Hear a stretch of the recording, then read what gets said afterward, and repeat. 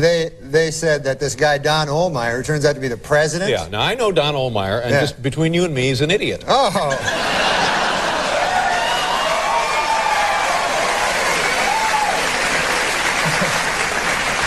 Yeah, I'm firing you there from the show. And then I said, oh, that's not good. You know? And then I said, why is that now? And he goes, oh, you're not funny. Yeah. And then I said, oh, Lord, that's even worse news, you know? He goes, no, I don't got nothing to fall back on. No. He's a good man. Well, he just fired you. What do you mean he's a good... What is wrong with you? There's too much cock talk. This guy has fevered nightmares all night. Dreams, I mean, like sweaty, fevered dreams from the cock talk that's been all over his head. Why bury me twice? He's killing me. No, he's a good man. That erased it. All right. No, he's a good man. Who cares? After all that, that's the whiteout he puts on. Yeah, I know, it's awesome. After he talks about you doing chin-ups on cock for 18 minutes, he goes, no, he's a good guy. I'll put it in sports terms why you got fired. You were fucking with OJ too much. That's exactly why you were fired, man. Well, I don't know. That's his buddy. Yeah, it's his buddy. Yeah, well, that's why you got canned. OJ's a good guy. I mean, he's not... Well, we got to end on that, Normie, but there's what they'll remember you by. OJ's a good guy. Man, Thanks for coming. I swear to God, though, when you sit on a couch for the living, you should think about not giving that up.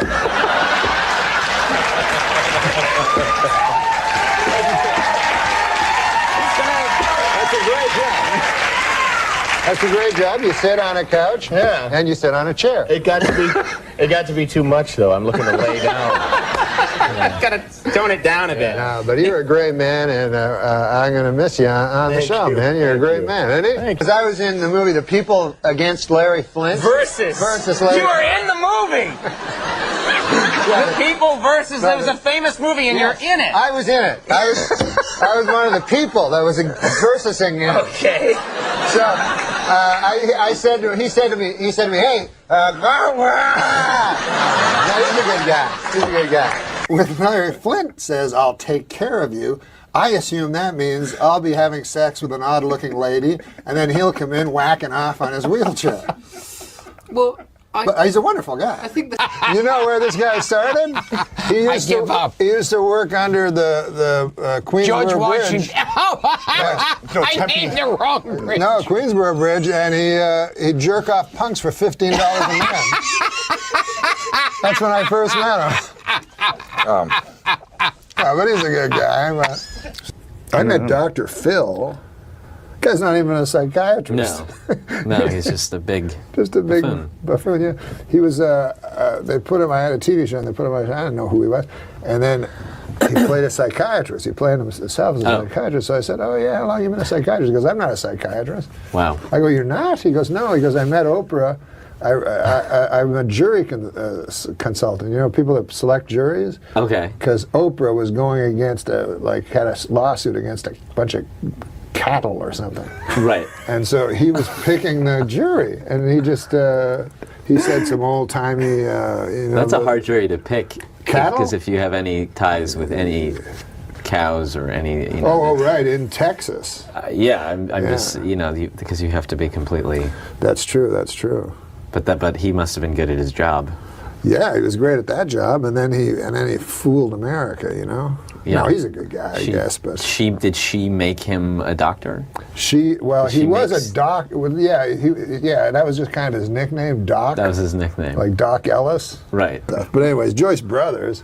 Well, I don't want to speak ill of the dead, but what a fucking whore. Jesus. No, she was a nice lady. Adam was going, okay, you stand over with basketball scene. You stand over here. You stand over. There, you get over here, Timmy. You come around. You take the ball from Rock. You give it to. Well, somebody yell shoot! Somebody yell action! Said somebody yell action, and it was like action. No. Dugan directed the movie, but he was a good guy. Yes. Yeah. I was showing Annie. Did you ever meet Annie? A sketch that me and Sandler wrote in my first year. The ski lift? Yeah, you remember I love that sketch? one. Yeah. Oh, you remember that sketch? Yeah. Was with Chevy Chase? No, No, it was with what's his Jason name? Patrick. Jason Patrick. Yeah. Yeah, it was not good. But did you ever have You like don't mind saying you don't like somebody. what? No, I think you said this. No, he's a great man as an individual. But how about as a group? But I learned this from Robert Blake, who won't come on the show. Nice guy. I love him. But do you know him? Can you get him on the show? No, I saw him on Beretta though. I Yeah. said that looks like a nice guy. Yeah, Beretta was the best. And the Little Rascals, I saw him. in Yeah. there. Yeah. Book was riveting. And the Flight. You didn't read the book? No, but I heard it. Was Yeah, you heard it pretty from good. me because I read it. God damn That was this a word you kept motherfucker. using, I right? mean, no offense to him, but he's a good guy. Because it's funny with Saturday Night Live, isn't it? The people that either they go on to huge fame or they fizzle into oblivion generally. Yeah. And it's. Then there's me. And then there's you. But you know what I mean? They go huge, like big movies and big movie stars, or they're stabbing themselves in the belly out in the snow naked in Connecticut. That is true. Well, in Charles Rockets, it was only because he was on Saturday Night Live. Oh, really? Yeah, he wrote it in blood on the snow. Have you heard of this? What? No, he's a good guy. Who are some of the guys you've seen? Charlie Who's some Fleischer? of the guys you started out with? Charlie Fleischer? Yeah, yes. Charles, he doesn't come by much anymore. But Charles Fleischer used to always close the Improv. He'd always close. Yeah. And he'd do an hour. I'm not sure. I think that guy's out of his goddamn mind. Am I allowed to say? I don't even know. If he comes back, it could be awkward. But What happened? he's just out of his mind. What did he do? You know, I'm not gonna get into it. But, Did you have an encounter with him? I mean, no, just every encounter. That you have? It's very with him? bizarre, off-putting. Well. He seemed like a good guy. You know?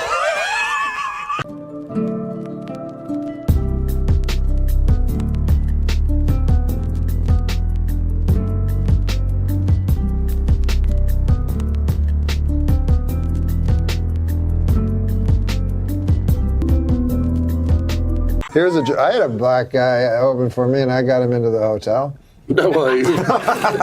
Nice guy, Vince Champ. His name was Vince Champ. I don't know whatever happened to that fella.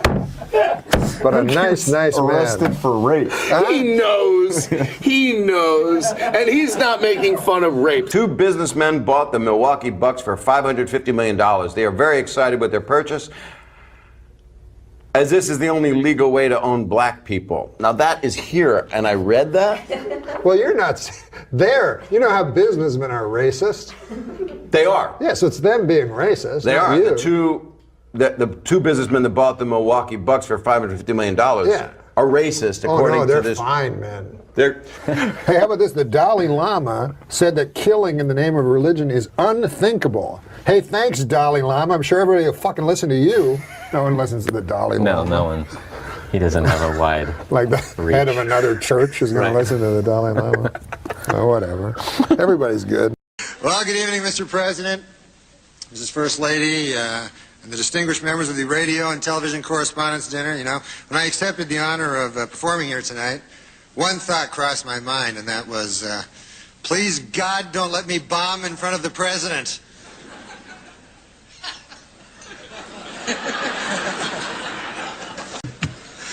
Anyways, the dinner was great. You enjoyed the dinner? We had some salmon.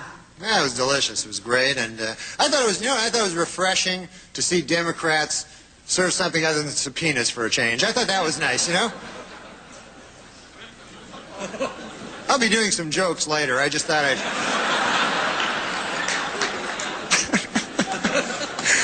As Mr. Harledge knows, of course, TV has become a very tough game. You got to stay competitive, you know.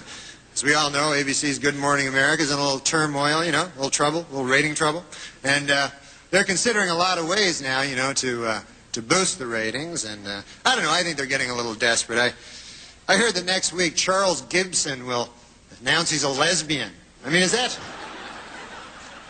going to help anything? Nobody wants to hear that. And also today I took a a visit to the White House. For any of you who haven't taken a visit to the White House, unbelievable. So, awe-inspiring and, very rich in history, so beautiful, Although I did notice a kind of an odd sign on the president's desk. It said, the yen stops here. Have you seen it? What the hell does that mean? The yen? I thought it was the buck stops here, I'd always heard. You got to hand it to the president. His injury is not holding him back from doing the business of the nation, in fact, he just nominated Major General Claudia Kennedy as the Army's first female 3-star general. And I think that's great, She's doing a great job. Apparently, the only thing she's having trouble with, she's having difficulty figuring out how to sexually harass herself. She doesn't know how to...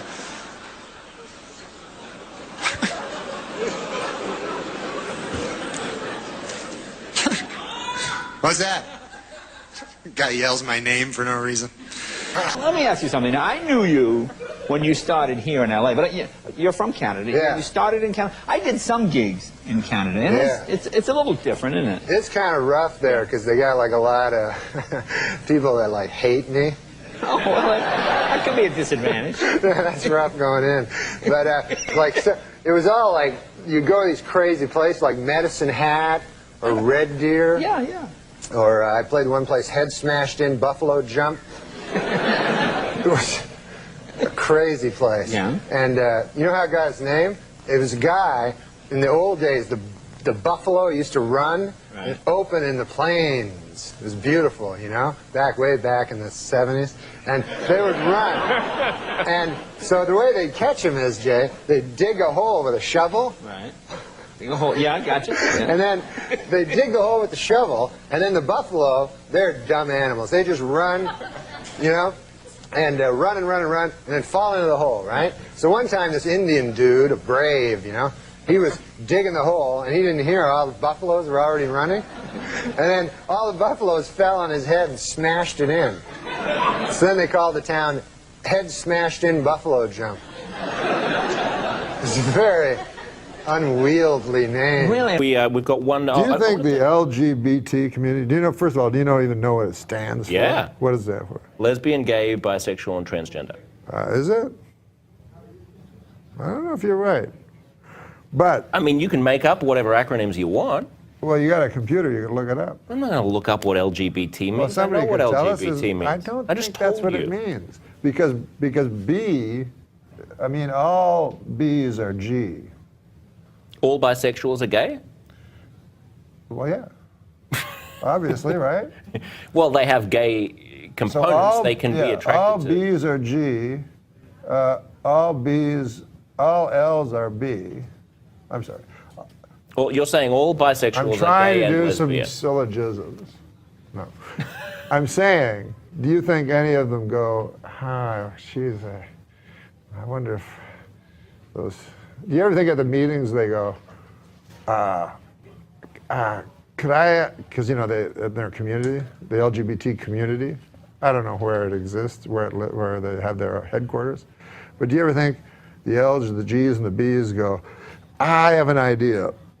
The T's, I think it's LGB sounds good.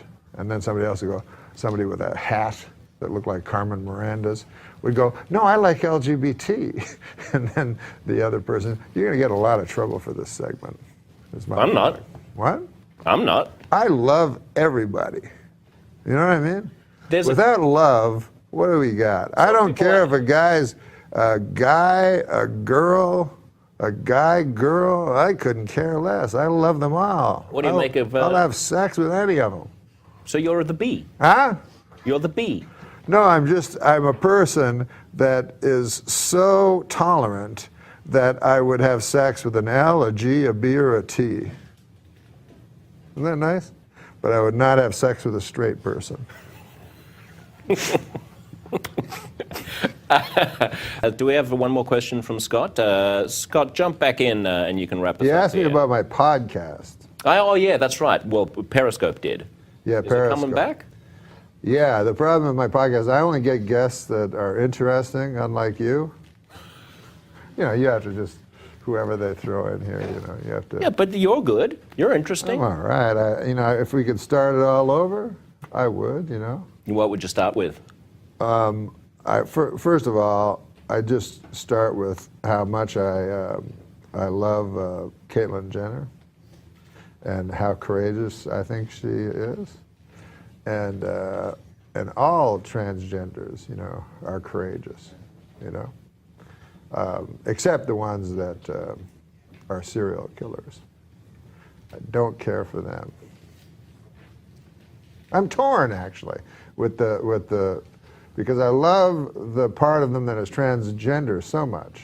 There's only been 2 in the history of the world, you know. Transgender people or transgender serial killers? Transgender serial killers. Ed Gein, and there was another fellow. Lady. And so I'm torn because the transgender part of them I love so much, and the serial killer part of them, I mean, I don't care for that. You know, I mean, you know, let me just go out on a limb here and say, I am against psychosexual sadists who slay people. But it's a difficult balance because, on the other hand, I love transgenders so much. Yeah, I love them. Well, you know, if I could have sex with a transgender every day for the rest of my life, I'd be a happy man. As long as they're not straight. Yeah, I don't want no straight people. I don't like straight people. There you go. You heard it here first, folks. Norm, everybody but straight people. Everybody but straight people. Straight people, I got no use for.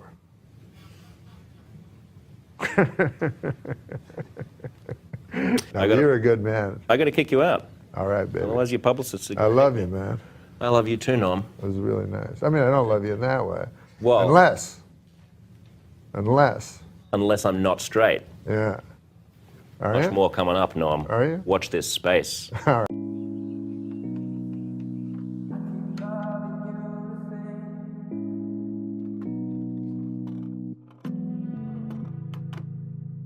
It's been a while, and I still like the way you look at me. I keep Baby thing. Oh, yeah. Oh, You know, thanks. it's, I really have to give it to that guy that's the father, you know, Carlos. Leon. Carlos Leon. Or Carlos Leon, I forget which one. Because you got to have a lot of guts. That means he had sex with Madonna without a condom. Yeah. That's great.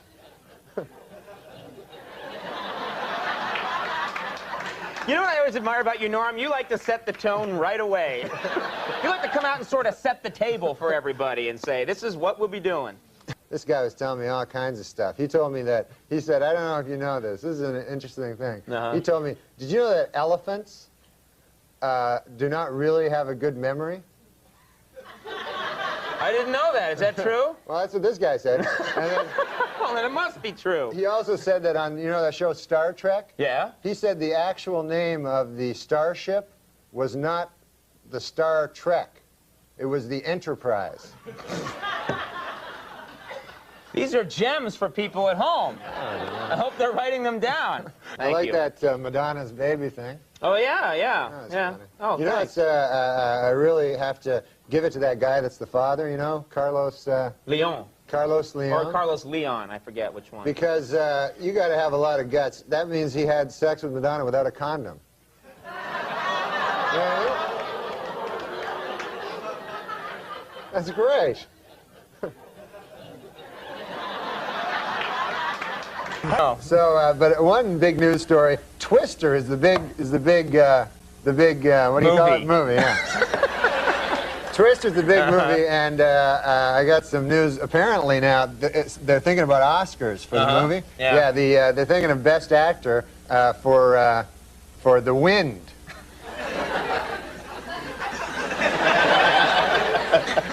Before the show, you said that stunk. Yeah. Yeah, you were right. I did.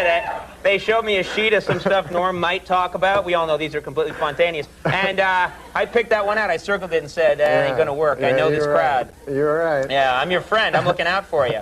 But you got other ones that I thought were terrific. Yeah, I didn't like them that much.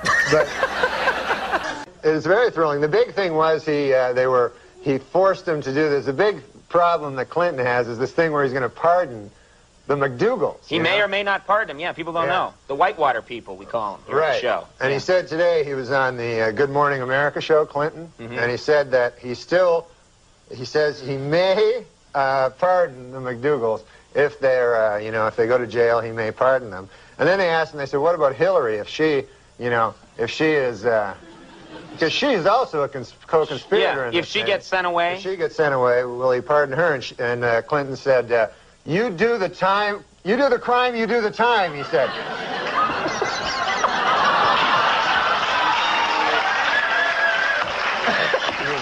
That was so sweet, you moved into three-point range and up and at the last second fouled. All right. I don't know about politics.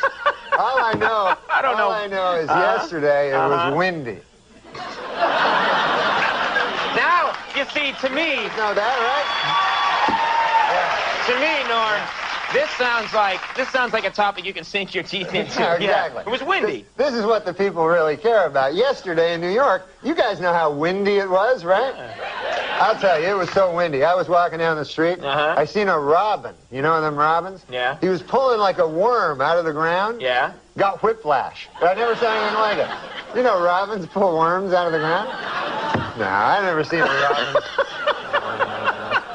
Your mind's always going. I'm always thinking about the jokes from the paper, so I can come on, especially when I come on your show, Sure. You know how I come on your show and I always try to have some jokes from the newspaper? Sort of like now, yeah. So here's the joke I got. Yeah.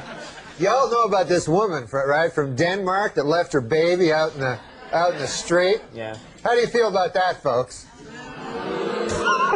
Yeah. I don't like it either. I don't think that's right. Yeah. Good joke. Oh, no. That was the premise I was stating. Update would be so easy for you. It would be such a great gig if that's all you did. That's all I What do you did. think about that, Boo? Yeah, all right. And in another story, President Clinton hurt his knee. What do you think? Oh, too bad. Yeah, okay. No, the point of it is this. I have a joke about it. Okay. Because they got reunited today. Oh. It was in the newspaper, in the New York Post and the New York Daily News. And so I was thinking, now they're flying back to Denmark, and this crazy woman puts the baby out on the wing.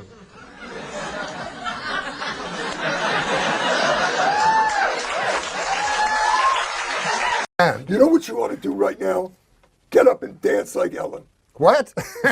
All over the building, and we'll follow you with the camera. Wouldn't that be great? You could dance over women. Yeah. All right, go ahead. Have you ever done the Ellen show? No, not yet. It's the most shabbily run operation. You know who wouldn't do this? Ellen. Oh. Would not do it to me. Take it back. Oh, Ellen. David often gets confused with Ellen. No, that's a true fact. I'm not making it up. Oh. This was before the goatee, before the mustache, and thank God Ellen shaved that off. But our top story tonight. This week, after months of speculation, sitcom star Ellen DeGeneres finally admitted that, yes, she is gay. Inspired by her courage, today, diet guru Richard Simmons admitted that he is really, really, really, really gay.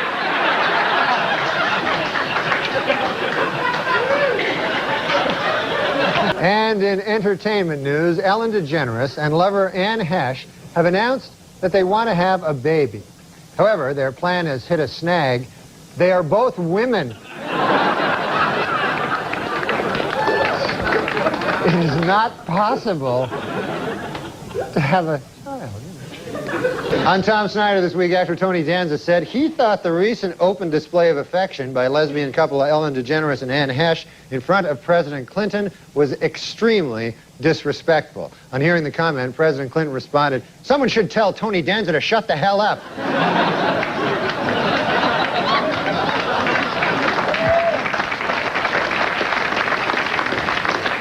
Well, by now, most of you have seen or heard about last week's episode of Ellen, in which the main character, played by Ellen DeGeneres, announced that she is gay. Here to comment on Ellen, our very own Will Ferrell. Hi, Will. Like everyone in the country, I saw the historic episode of Ellen, and of course, I loved it. I don't know what it is, but when a first-class comedian spoofs gay people, it always makes me laugh. Hey, Let's face it, gays are funny. I loved Billy Crystal on Soap, and that Harvey Fierstein impression of a homosexual couldn't be more dead on. Heck, even I do a funny gay guy around the office. You know, Judy Garland, Fresh Cut Flowers, interior decorating. It's all in good fun. Why not? I'm no homophobe. So, Ellen DeGeneres, I salute you. There's no controversy here. She's just a damn good comedian who's able to get good laughs pretending she's a lesbian. And if that's wrong, then that's my kind of wrong. Well, Will, now, she's not exactly pretending. How's that? I mean, she wasn't on the cover of Time magazine for pretending she was gay. She really is gay. Ellen DeGeneres is gay, the real Ellen DeGeneres. Yes, she's a lesbian. Oh my God. I'm gonna be sick. Oh, God!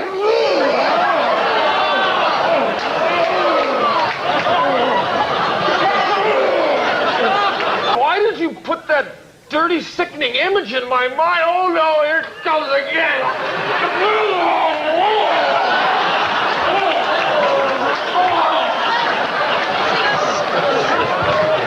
God, she's just a lesbian. Oh, stop it! Please stop!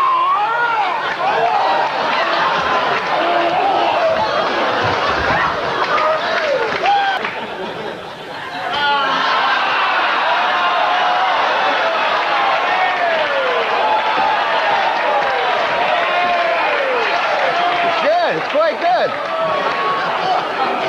Normally I don't like Will Ferrell vomit, but this is actually really good. Let's just end.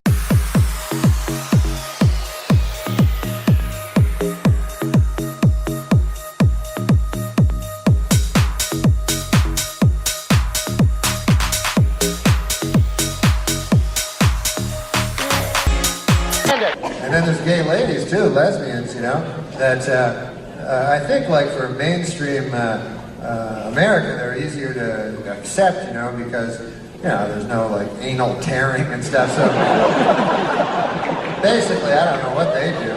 I guess they just, like, lick each other or something. I don't know. They can't fuck because they got no cock. So I don't know how they can't have sex, right? All they can do is go buy a cock. They go to, like, stores.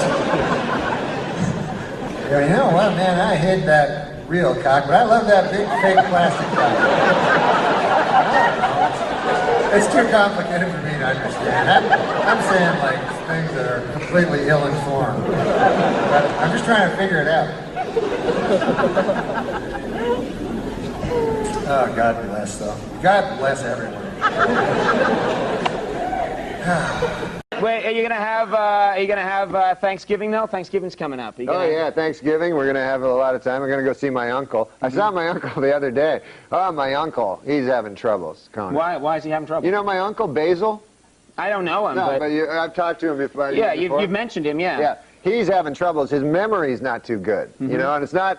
Thank God, it's not Alzheimer's or anything like that. But when a guy gets old, he starts forgetting. His memory starts, he doesn't, you know, remember. Right. So I went to him, you know, I went and talked to him, you know, and I said to him, because I heard he got this new medicine for his memory at the doctors. Yeah. So I said to him, I said, Uncle Basil, I said, how's that memory stuff working out, medicine? He says, it's going good. I said, what's it called, that medicine, memory medicine? That memory medicine, yeah. I said, what's it called? What's the name of it? He goes, oh, the name of it. What is it now? Again, I can't remember now. He says, what's the name of that flower you give to people?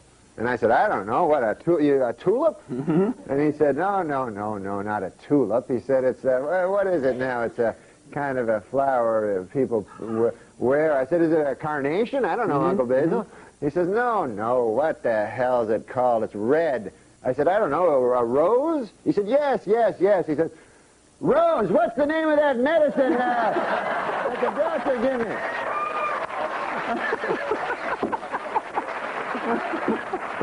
You rapscallion. Now listen, we want to talk about your uncle, because every time you come on the show, you have a story about your uncle who lives up in Canada. Oh yeah, he's a Frenchman. Yeah. Yeah. And you always have like a little story about him. Jean-Luc. Oh, yeah, he's a crazy character, that dude. He originally visited New York City. Hello? I'm just having a drink. I can listen to you and have a drink. It's not like I went like this. Hold it. Ooh. Ah, liquid. Huh? I'm still here. Let's see if I got this right. You've got an uncle, lives up in Canada, named Jean-Luc. Jean-Luc. Occasionally he visits. Once time he visited New York. So I'm living in New York, you know? And Jean-Luc, I'm excited. Jean-Luc's going to come by, my crazy Frenchman uncle. So he gets in the cab, right? When he gets to the airport. Yeah, when he gets to the airport, the cab driver picks him up, and the cab driver says to him, "Hey, Frenchman," he says, do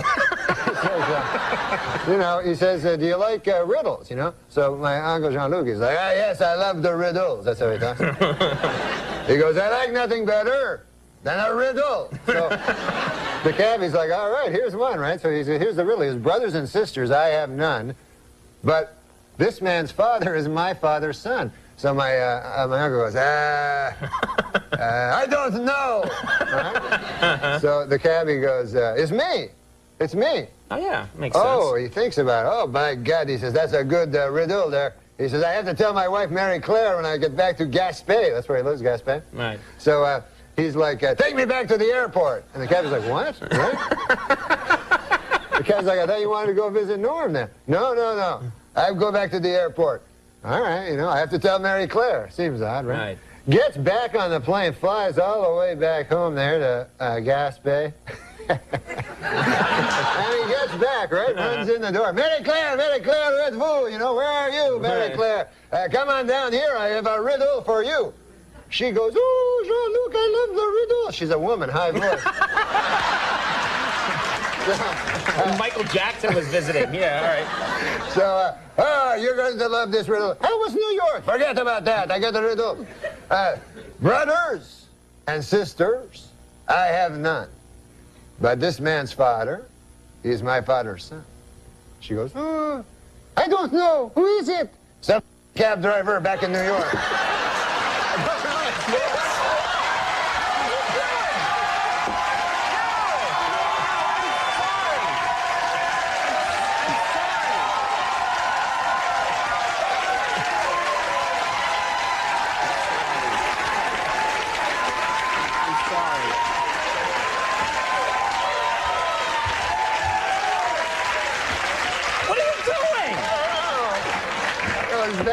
You didn't mean to do that, did you? No, I didn't. Be honest, you didn't mean to do that. At all. I just got to the end. That guy, man, I always tell my uncle, you shouldn't curse so much. You know? Oh, man. All right. We're going to pick up the pieces. Yeah. So, you got a week off. Yeah, I got a week off coming up. After this show, I got a week off, so it's going to be great. Do you see your family much? Every break, I like to go back and see my folks, you know, and also my uncles and aunts and all that, you know. They're great people. The old people, you know, what I find about the old people is... Just in general. In general, they had so much more interesting lives than we do, you know. Like, you know what I mean? Like we, you know, we go out, our generation, we go, okay, hey, let's go to a movie, and then we'll do the laundry and get some quarters for the laundry, and then we'll read the Sports Illustrated, you know, and whatever, right? Right. But these guys, they had lives, you know? Where they, you know what I'm saying? Sure. Yeah. So anyways, for instance, my Uncle Phil. You ever meet my Uncle Phil? I didn't meet your Uncle Phil, no. Oh, you didn't? He was... Yeah, we don't know each other that well. Remember? That's true. No, so, I've not met your Uncle Phil. He's a good man, Uncle Phil. So he was telling me, you know, he's just one of these guys that has so many lives pushed into one. He just does so many things, you know? And he was telling me, he says, he's a kind of a jack of all trades, you'd call him. Yeah. That's a good phrase. Yeah, he's a jack of all trades. So he was telling me, he said, the problem is you're not really appreciated for any single thing because you're so good at so many things. You understand what I mean? I hear you. Yeah. So he said to me one time, he says, Norm, he says, we were just walking through his town, you know, of Monkland, Maine he lives in. And we were just walking through the town. He's an old fella, you know? Right, one of the old people. Yeah, he's 80. Yeah, 80, okay. 80 years young, he says. So he goes, Norm, you see that barn over there, he says to me. I look over, there's a barn. I go, yeah. He goes, I built that barn with my own hands, all by myself. But he goes, do they call me? Do they say, there's Phil, the barn builder? No, sir, he says. I said, yeah. He goes, look over there. You see that weather balloon? he says, you don't know this about me, Norm. He says, I was one of the first men ever to fly in a weather balloon. Wow. He says, but do they say, hey, there goes Phil, the weather balloon pioneer? No. He says, look over there, there's a bakery that I started. You know, that dirty bastard Bob has it now, but I'm the guy that started that bakery. And I go, all right, easy. And he goes, I started that bakery and I was the best baker, but does anybody go, oh, there goes Phil, the great baker? No, he says, but he says, let me tell you something, Norm. He says, you have sex with one goat. And...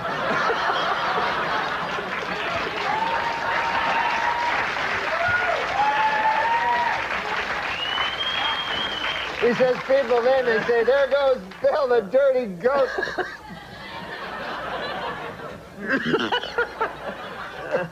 Get rid of that. We don't need that microphone anymore, do we? Wow, well, I do want to meet this man someday. He sounds fascinating. I need your love. You free my mind. I need your love.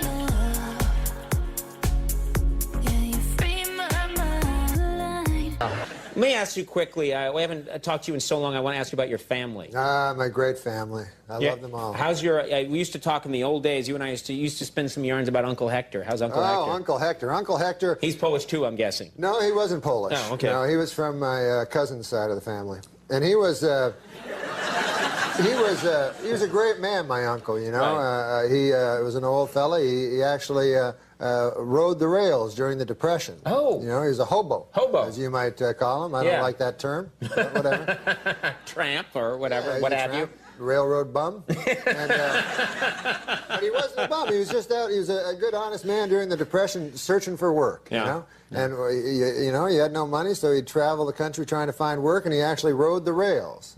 Uncle Hector, and he told me it was an interesting story. He'd go through. This was in Canada, and there's a town called Kitchener in Canada, and the railroad cops were tough, boy. They were tougher than real cops. You know, they had a law of their own.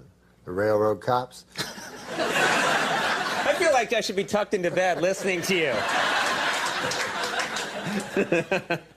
Anyway, a law of their own, those railroad cops. But there was not a railroad cop tougher than Kitchener Leslie. Oh, boy. He was well known. He was well known for beating hobos to death. Really? He'd find a hobo on his train, he'd beat him to death. He'd beat him to death. And so what the railroad bums would all do is, as Kitchener approached, of course... Oh, hey, Alan. Hey, Norm. How you doing? So... Wow, such focus on these stories. That wasn't a mirror. That was another guy. Oh, it was a guy named Norm. Yeah. So the railroad bums would all hop off before they got to Kitchener to avoid being beaten to death by Kitchener Leslie. Yeah.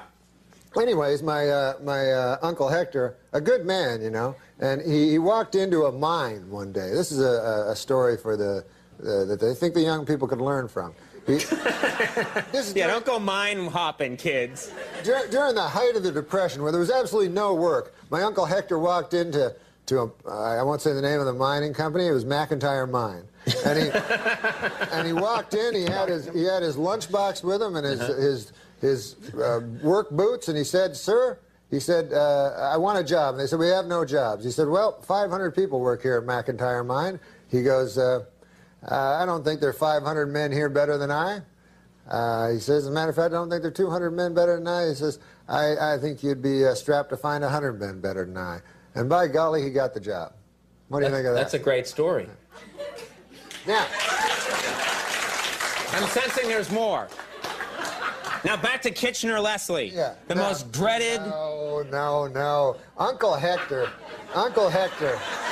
No. I'm sorry, I'm trying to help you out. No, Uncle Hector. Dad, where's this story going? Uncle Hector worked in a mine, and it's a hellish job, the mine, as you well know. You know, darkness, you know. It's dank, it's... dank. Yeah. It's coaly. It's a lot of... What? Well, you're in a coal mine. It's not coaly, it's coal-ridden. It's coal-ridden. Coal-infested. It's not coaly. It's coal-infested. So he worked in the mine, and by God, he worked hard. And after a week of working hard, he said to the shift manager, he said, He said, by golly, I'd like to have a lady. I work hard, and where would I find a lady here in town? Well, they said to Uncle Hector, they says, we have sex with animals here. By God, says Uncle Hector, I'm not going to do that. I'm a normal fellow. Well, then be to your own devices then. So, be to your own devices? Yeah. Wow. Uncle Hector continued working in the mine. He worked hard, and he worked long, and he worked for a low wage. But he was a man. And Uncle Hector, after a couple of weeks passed, he started to get a little itch, as you and I say. Right. Right. When we're thinking about the ladies. Yeah. But he kept it under control. He went again. He said, "Are you sure there's no ladies here?" "No, we have sex with animals." Ah, my God. 6 months passed, and Uncle Hector couldn't take it any longer. He told me. Right. He said, "By God, I just had to. I'm just a man. I'm weak. I'm not a saint. And I was born in sin, I suppose, and I couldn't resist." I just needed it. So he said he walked by a pasture, and there was a pig. Oh, God. Yeah, that's terrible. Yeah, it's terrible. And so Uncle Hector said, well, he said, I walked up, and I began having sex with a pig. And he said, all of a sudden, he saw all the miners, around him, looking at him. They go, "Uncle Hector, what the hell are you doing over there?" And Uncle Hector's indignant. He's like, "What? Well, you're the guys that told me that you have sex with animals." They're like, "Uncle Hector, you damn fool. That's Kitchener Leslie's girlfriend."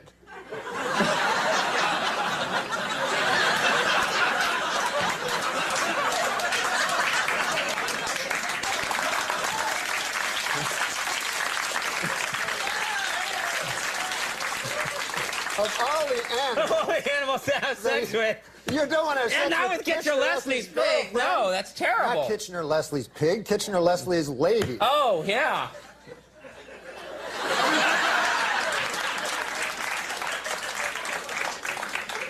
Dad would always tell this joke, and it was about a little boy called Dirty Johnny. And he'd be in class. You ever heard Dirty Johnny? The Dirty Johnny jokes, yes. Yes. Heard the whole series. In this in this joke, he's not dirty.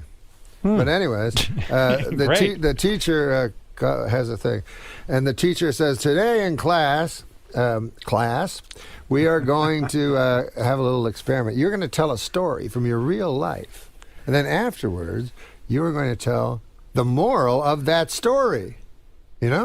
So Sheila puts up her hand, and the teacher says, "Sheila, what's your story?" So Sheila says, "Well, my dad works at the hatchery, and he took some eggs, and he put them all in a basket.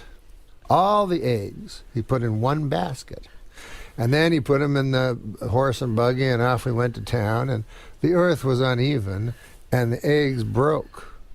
And the teacher goes, "Well, that's an all right story, but I can't understand what the moral would be to that story." So Sheila says, "Well, the moral is, don't put all of your eggs into one basket."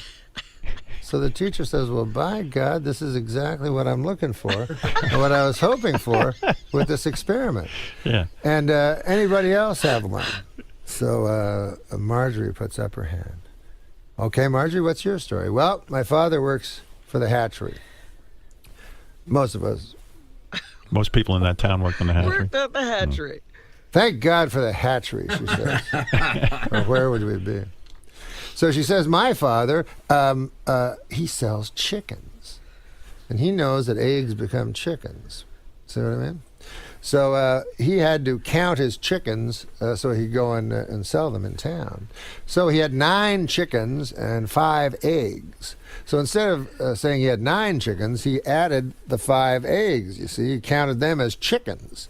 So he said, "I have 14 chickens." So he took them, Sheila says, and put them in the horse and buggy, and off they went to town. But the land was uneven. The chickens survived easily. They frolicked. The eggs broke.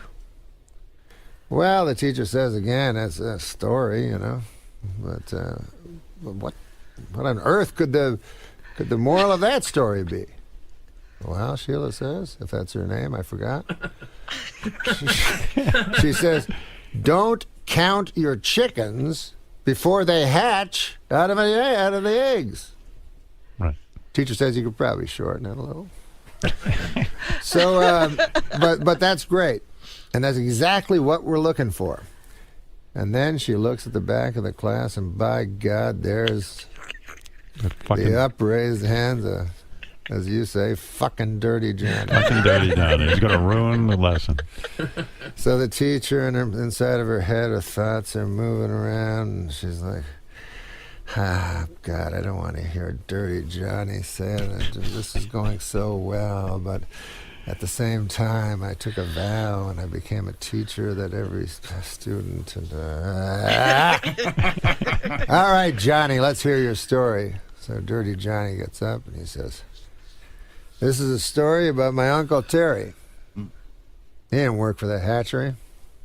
He didn't even like people that did. He was in Vietnam. And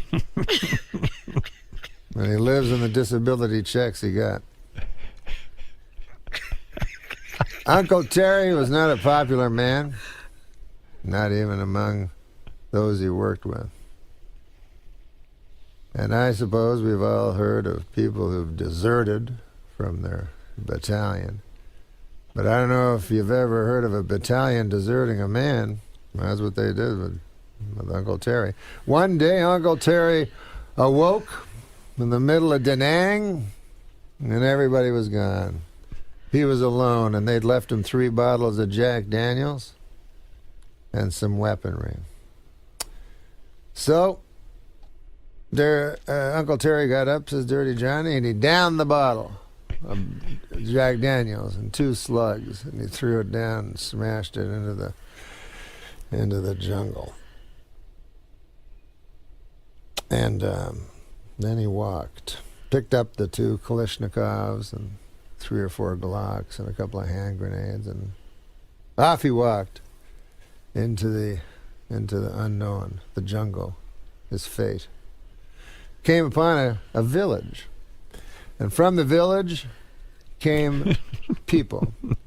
Now, were they Charlie, or were they the people that Terry was sent to protect from Charlie? Uncle Terry didn't know. But he knew he had to do something, so he took another swig from the bottle, and he let loose. Took that Kalashnikov, and he let it sway like a farmer would a scythe. And the bullets came, and just as hay would fall before a farmer, so the people fell before Uncle Terry. The men, the women, and by God, even the children. And finally, Uncle Terry stood alone in the mud and the blood and the guts and only at himself. He took a long swig, and his hand brushed against his pants, and he felt wetness, and then he felt shame because he realized he had urinated himself in fear. And then, upon closer inspection, he realized it was not urine. It's ejaculate. And his shame was replaced by pride. And the teacher goes, holy fucking shit, what the fuck? Fucking kind of fucking story is that? Like, we just heard the hatchery and shit, and now this? She goes, Uncle Terry, well, Dirty Johnny, what on earth could be the moral to such a story?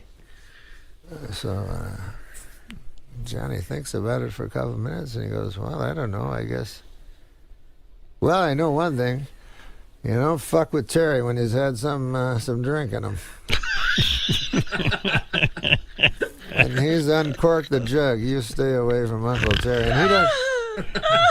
And he doesn't like anybody that works at the hatchery either. You remember that. You tell your parents that. Wow. Guy goes into a dentist's office. Yeah. Dentist said, "What are you doing here?" He said, "I think I'm a moth." A moth? A moth. He said, "What?" "I think I'm a moth." He said, "Well, you have mental problems. You need to go see a psychiatrist." He said, "I know." He said, "You're in a dentist's office." He said, "I know." He said, "What are you doing here? Why did you come here?" He said, "The light was on." That's a good joke. It's a great one. Hey, what about this? Super Dave has been on the phone with me. Super Dave backstage. Osborne? The great Super Dave Osborne. Yes. And he's been on the phone while I'm trying to get ready to come out here. Yes, he keeps phoning me. That's what he does. And he goes, "This is what you do. You walk out. You're wearing a pompadour. Listen, just look at Jimmy. You don't say a thing for 5 minutes." This is why we never invite him back anymore. He says, "Let me ask you a question. It's 4th down and 1. You're at the 1 yard line.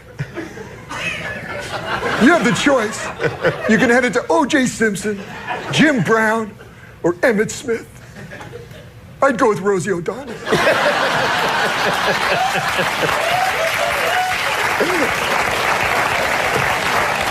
Then you got Kirstie Alley in the hole and Wendy O. Williams behind her. Wendy O. Williams is the... Wendy O. Williams. He's a punk singer or something, right? No, I think he meant Wendy Williams, but he said, Wendy O. Williams is the lone second. I think he was a little confused. The speech I want you to do for me is a speech from The Godfather, where he goes to the guy that ends up with the horse's head, and he says, "Put Johnny Fontaine in this picture," and then the old guy starts saying why Johnny Fontaine will never be in this picture. You want me to do that right now? You remember that speech? I remember, but I don't remember it well enough to do it. Sean Can will we do it. find the Seen text? The Godfather. What? I've never seen The Godfather. Can we find the text on the computer? Bravo, why do you want me Let's to do do it? it, man. You want me to act with you? Are you getting it? He's getting it now. Norm Why are you Theater. teasing this? Yeah. All right, we're going to take a break and we'll do The Godfather. Classic morning radio. Yeah, The Godfather moment. And we have to do it as character. Yeah. I'll be Super Robert Dave Duvall. Osborne. Oh, no. Okay, never mind. We'll do that. I'll do it as Super Dave. And I'll do it as Super Dave. And you do, I'll be Fuji. But you remember the guy, right? Oh, I know who you're talking He's about. like, He's the one pissed off about Johnny he's Fontaine really ever working. possessed. Yeah. I know that one. I just don't remember the speech What a- well enough. Oh, it was Why a are we great doing speech. this? Oh, it's so fun. I don't think I'll it be is. Super Dave instead of Robert Duvall. Can I also be Super Dave, though? No, you have to. We can't be commit. combating Super. I have to commit to this character. You have to All right, commit, we'll do man. it. Where Norm's are you going to going? He reenact. has to Oh, smoke. Sean's done. He doesn't want to see. Future's gone. It's Oh, you want- 98. It's over. 97.9.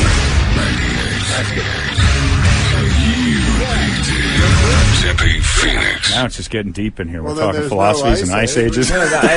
What's happening? It was cold back then. Norm MacDonald is joining us today with his manservant Sean O'Connor, the future of comedy. Yeah, baby. Who will soon have plastic surgery to be Norm, look like Norm. I knew I should have wore a shirt. It's the gold lame It's a radio joke. I really and for whatever reason, I quoted "No Country for Old Men," and now you want to do a scene from The Godfather. Yeah, but I think we should set it up. Yeah, you go ahead. This is your thing. You direct. No, I've Sean, never you seen say- The Godfather. You've never seen The Godfather. I've seen every American Pie, though. Is this one of those moments where you get in the car and you say, "I can't believe I made that guy do that"? No, now listen.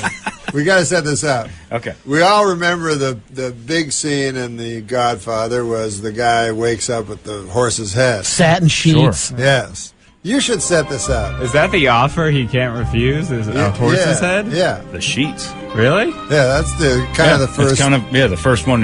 He's trying to. So set it up. He unfolds the one. Yeah. But sheet set up thinking- this scene here. Johnny Fontaine is a lounge singer, sort of loosely based on Sinatra. Yeah.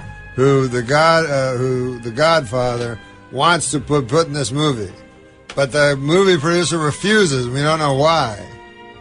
Right? Right. I'm setting it up. That's right. You're doing a great job. Keep doing it. And then, so they send the consulary, Tom Hagen, played by Robert Duvall, to go and visit this guy and try to talk him into getting Johnny in the car. Yeah. So Tom Hagen, But who's Johnny's played not by- having any of it. Tom Hagen's played by Robert Duvall, and Jack Woltz plays the producer. But Right. in this, Nobody knows who that guy is. in this, we're doing now. I have to do. You're the producer because this is your idea, wanted you to and do you're it. doing it as Super Dave Osborne. Super Dave, yeah. I'll be doing Tom Hagen as Liam Neeson. Okay, as Liam Is that Neeson. right? Okay. Because he improv. Yeah, because he's a big improv. Ready? Are you ready? All right, here we go. Mr. Corleone is Johnny Fontaine's grandfather. Now Italians regard that as a very close. Wow, that's good. Cut. You can't say that. Take two, cut. You already knew how to do it. Well, that wasn't just going to wing one. Oh, okay. You know how to do I'm Super sorry. Dave, I'm right? sorry. You're not I'm just sorry. throwing I'm this sorry. out for I'm the sorry. first time. All right, that's take right. two. It's not like I said I was going to do Paula Dean and then Okay. give it a try. Hey, there's butter in I have there. to go again? All right, here we Yeah. go. All right, take two. Try not to compliment me so much. Okay. Mr. Corleone is Johnny Fontaine's grandfather. Now Italians regard that as a very close, very sacred religious relationship. You tell your boss he can do. You know what? This isn't going as well as I'd hoped. Tell your boss he can ask for anything else, but this is one favor I can't grant him. Mr. Corleone never asked for a second favor. Once he's refused the first. Understood? You don't understand.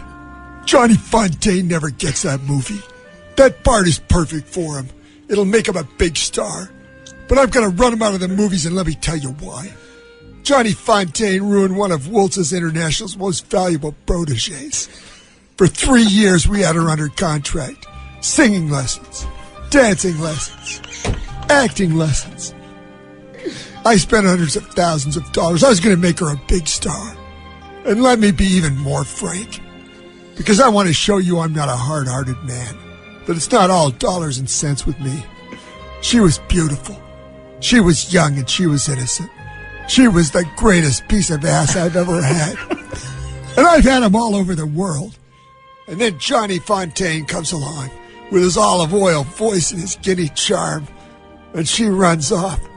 She throws it all away just to make me look ridiculous. And a man in my position cannot afford to be made to look ridiculous.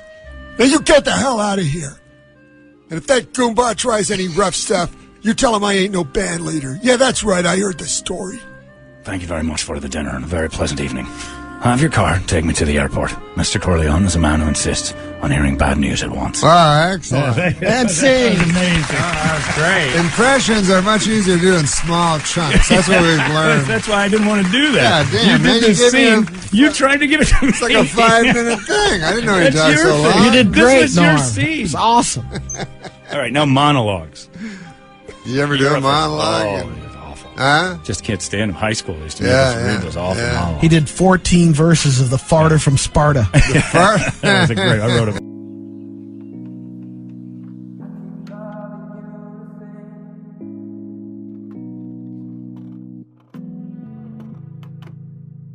It's been a while, and I still like the way you look at me. One of the biggest anti-Semites I've ever met. Russian away from I had a Jews. bar mitzvah. What? I had a bar mitzvah, Norm. Yeah. You did? Yeah. Wait, are you Jewish? Yes. Get the fuck out of here. No, I'm kidding. I love the Jewish people. He's Jewish. Are you Jewish? Yeah. Okay, then you'll get it. Oh, okay. Okay. Half Jewish. No, I'm full. Full Jewish. Full Jewish. All right, then. But you're young, so you might not get it. Maybe. Okay, so here's the joke. Holocaust denier. Awesome. I'm not going to hold that against you. Norm, I'm sleeping with your wife. You son of a bitch, motherfucker! Huh? You sleep with my fucking wife? You son of a bitch cocksucker! You're my best fucking friend, Adam! God damn you, motherfucker! I'll fucking kill you! You sleep with, that's what you were doing on fucking Friday night, were you, huh? You fucking bastard! You say you... Okay, I apologize. We had some technical difficulties. Got a little carried away. I gotta apologize. I feel partially responsible. So What was that? You don't even have a wife. You don't even have a wife. that's true. I never was the marrying kind. Okay, we're ready to pull the classic vodka and funnel prank.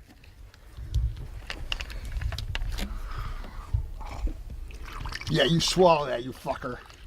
You drink that down. You don't fucking spit that out. Yeah, you like it, you fucker. Drink it. Fucking swallow that fucking...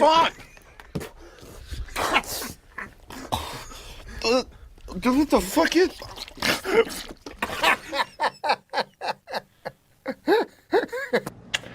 Adam Egget. Yeah. Would you come in, please? What's up? How'd it go? I just wanted to compliment you. Yes, you have a very nice tie. And I like your shirt.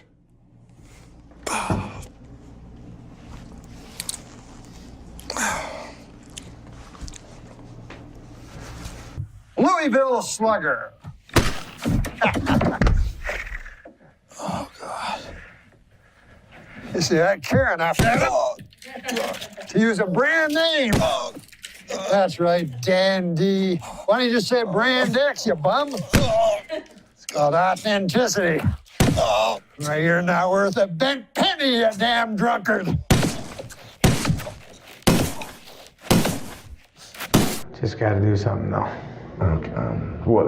You have like somewhere to be? No, I just gotta do something. Oh, no! Oh, good Christ almighty! That is a lot of pain! Oh, God, you're kicking me in the belly! Why? Oh, please stop! Okay, fair enough. Just don't kick me in the face.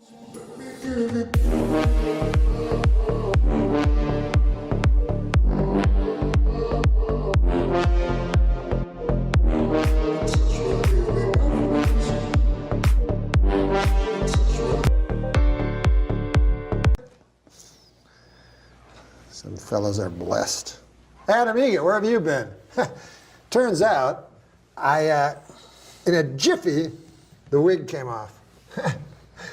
He could have, by the way, why the hell did it take you so long? I had to talk to Gala for 10 minutes.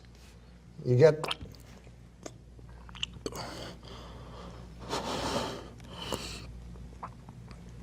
Fucking suck that venom. Yeah, you fucking suck that fucking venom. Yeah, you want to spit it out? You got a fucking mouth load. Ah, fucking shoot it out of your face, you fucking cunt. You fucking whore. Ah! Oh, thanks, dude. I didn't get any of that in my mouth. Yeah, no problem, man. We'll be back with Simon Helber. You fucking sit down. In Washington this week, the Supreme Court is having arguments on whether or not pornography should be banned from the internet. According to veteran court watchers, 8 justices are leading toward a ban, with 1 against. Gee, I wonder which one would be against a ban on pornography. What do you say now? There wouldn't be that one. In a related story, 3 of Hollywood's most powerful men, David Geffen, Steven Spielberg, and Jeffrey Katzenberg, joined forces last week to form their own movie studio. When asked what sort of films we could expect from them, the trio replied, mostly pornos. That's good news. Deep throat porn legend Harry Reams. Yeah, he died, but how are they know going to who close that that is? casket? I mean, probably because of his erection, I would think. How are they going to close that casket? That isn't very good, is it? I didn't write that one. Plus a man died. Yeah, a guy died. If you're looking for your porn star name, have you ever heard of this, where people make up porn star names? Like they take their childhood pet's name and then they combine it with the street name. So anyways, mine would be Dick Fuckington. I lived on Fuckington Crescent. Former porn star Jenna Jameson was arrested this weekend after allegedly assaulting someone. This may be the most damaging thing to happen to her image since her 16-year career in pornography. 16. What do you feel about this? they call it. They porn now. They have to wear condoms. Did they pass that? That was Yeah. Because there was a thing Only time I ever voted. that you went out to take it. You didn't want condoms. Right? Oh no, I wanted condoms. Nothing I like better when I'm whacking off and thinking about AIDS. Well. Okay, get ready to laugh.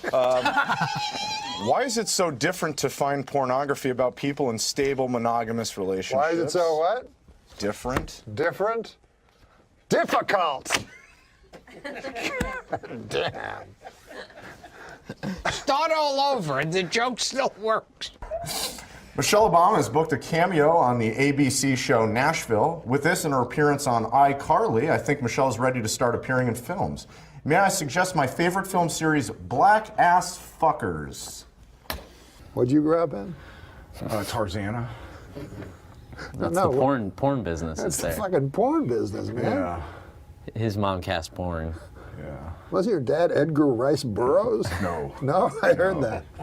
No. No, there is a lot of porn in. We are living in a golden age. I go, can we just tell people we went into the behind and we don't have to really do it? The behind. I'm trying to clean up your fucking show. We're living in a golden age of Adam masturbating to interracial granny porn. Gary told you that one in confidence. That's fine. What about this? Porn actor Ron Jeremy is back at work after having open heart surgery. I think this is interesting. The name of his next feature is going to be called "I'm going to have to sit down for most of this." Did you ever meet Ron Jeremy? No, why would I? This meet guy's him? met him. Yeah.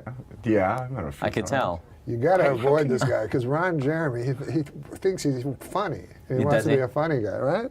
Yeah. He's always pitching jokes and sketches. He's pitching jokes a lot.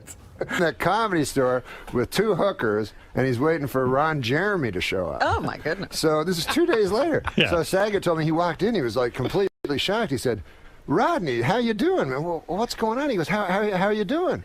And Rodney goes, "How am I doing?" He goes, "I'm sitting here with two whores waiting for a guy who can suck his own dick. How you doing?" This guy sucks his own cock. That's what he tells me.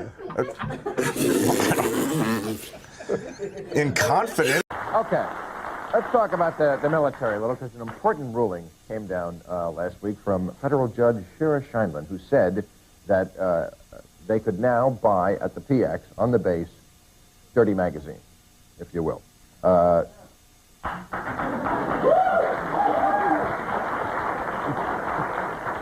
Big military support here. Yeah. It's a big military state. Some deprived military personnel we can see. She also included also included videos in the ruling saying they were also protected by free speech, although the plots were kind of thin. No, anyway, it was called the act that she overturned was called the Military Honor and Decency Act, which for years had banned the selling of this kind of material because they said in that act that they thought it would encourage sexual harassment.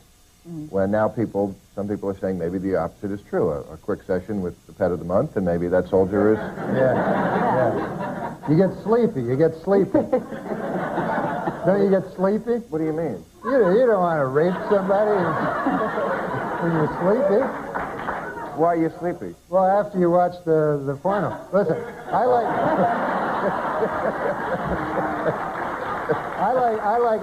Norm, you have a strange metabolism. Maybe it's those B12 shots you got. Right. No, You're in high school. I like porno as much as the next guy, you know? And I probably like it.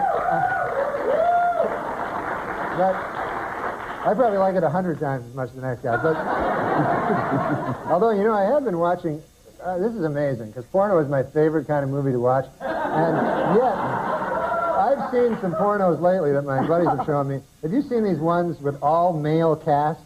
Gay pornos, they're called. These things are horrible. And there's thousands of them. They make thousands of them. They have not made one good one. And I'll tell you what the problem with it is. Quite seriously.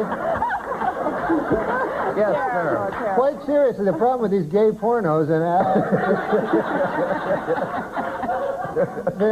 every one guys having sex with each other. Who the hell wants to see that? You know? Maybe you're shopping in the wrong section of the store. This is not for me. I wonder if they can't have those in the military base then. But these, don't ask, don't tell, don't watch. Right.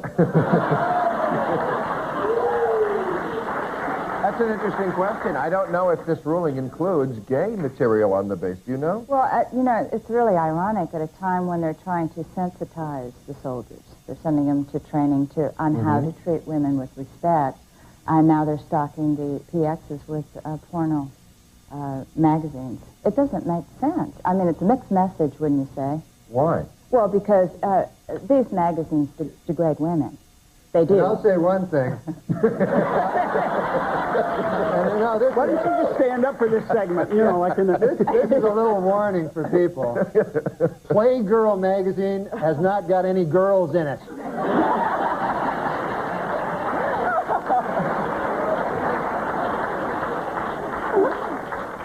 I give up. No, please, this hunk is done. But I don't see what's you say. But they don't all degrade. You don't think Playboy Well, I don't degrades look at women, them. do you? Obviously, I don't look at Well, them. then how can you speak I've with read authority about if you it, don't and look I have a general idea of what's going on. Have you ever seen? Oh, you. Yes, I have, but I don't. I don't go out of my way to look for them. No, I don't. Well, Norm has some material in yes, his, I'll ask dressing Norm room. next time. I'll call him and He's got see what he thousands of thinks. videos. But they're all male. You might enjoy that. No.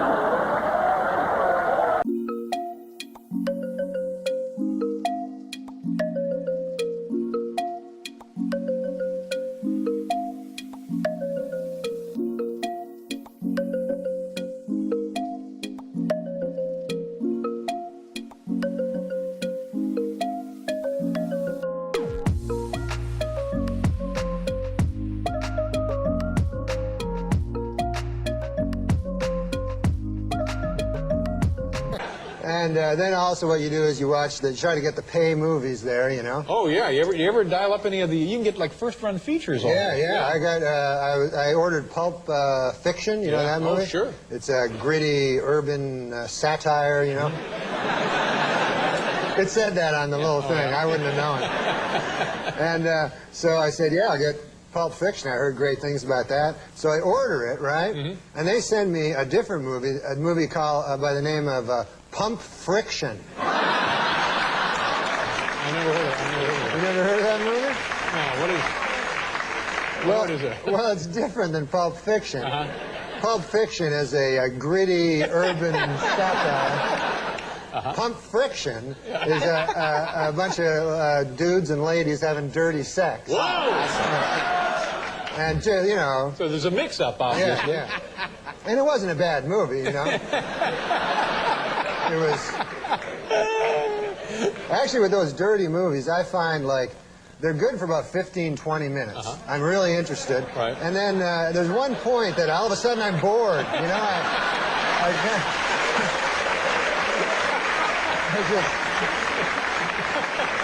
I just lose interest completely, and I feel deeply ashamed, you know? The human mechanism working there. I don't know what that is. I'll tell you why nobody knows, because people forget a very important thing. The Chinese are a lot smarter than us. So it's hard to criticize. But some things we excel at that they don't, you know. I mean, one thing they I have excel at... never seen a Chinese guy in a porno. You know what I mean? I meant to say Shudini. Shudini. It's no Ford Fairlane. Where is he, Shudini? Yes. No, I haven't.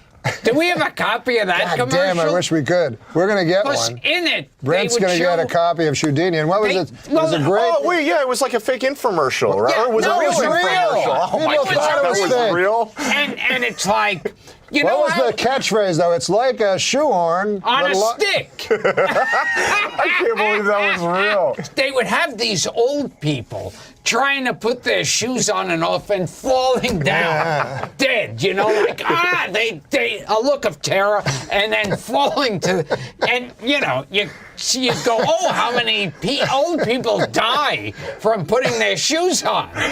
And you know, some people, if you're cynical, you might go, well, why don't they sit in the chair when they put their shoes on? But it's just, your shoes on is a backbreaking chore. One wrong step, you could end up on the floor. And trying to get them off can hurt even more. Well, now there's Shudini, the world's first shoehorn that lets you get your shoes on and off with ease. Shudini has a telescoping handle that gives you the reach you need so you can slip your shoes on without bending over. And unlike regular shoehorns, Shudini has a patented grip clip that holds your shoe in place while you you take it off. Just slide it in and slip them off. wonder if you can Houdini still works get with that. all your shoes. You can even use them She's on got a couch sneakers. right behind and her. just She could look sit how on it. easy it is to put on and take off dress shoes, even when they're laced up. No more wrinkled clothes trying to get your shoes on. That No didn't look more good, scuffing and damaging your shoes trying to get them off. Houdini is perfect for anyone with arthritis or back pain, especially those with limited mobility. Plus, the grip clip lets you pick up your shoes off the floor without bending over. So stop bending and struggling with your shoes every day and That's where get it them falls. on and off the The guy just easy trying to way. help her Get out. Houdini right this second. good deal, Come that's on, please. It's not just a shoehorn. And look at it's that, a shoehorn like on a erotic look stick. when she So pulls call the now thing and out. get your Houdini for just $14.99. That is a You'll also long receive our commercial. shoe renewer, the one-pack goes on for clear like coat an hour. What is refinisher it? that works on any color on the to keep TV your while shoes we're looking talking? fresh and I know new. this Plus, is it's the TV. great for restoring They can handbags see too. us, A right? $15 Right value now on the free. computer. But call right now and we'll double the offer. But how Just much pay does a thing like shipping. that That's pay? right. You get 2 Houdinis and 2 shoe renewers. Gilbert, is this all for only national? $14.99.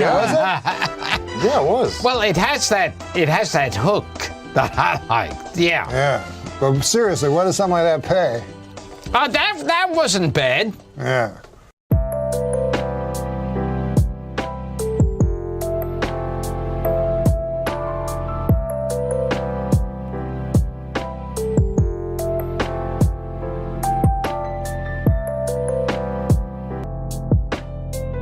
What about the time when the old product works, like can of Corey apple? Oh, yes. Yeah. What, an apple core? I'm the chef for the future. Chef of the future! Chef of the future! Ha ha. What have you brought with you, Chef of the future? Who, pray tell, is this?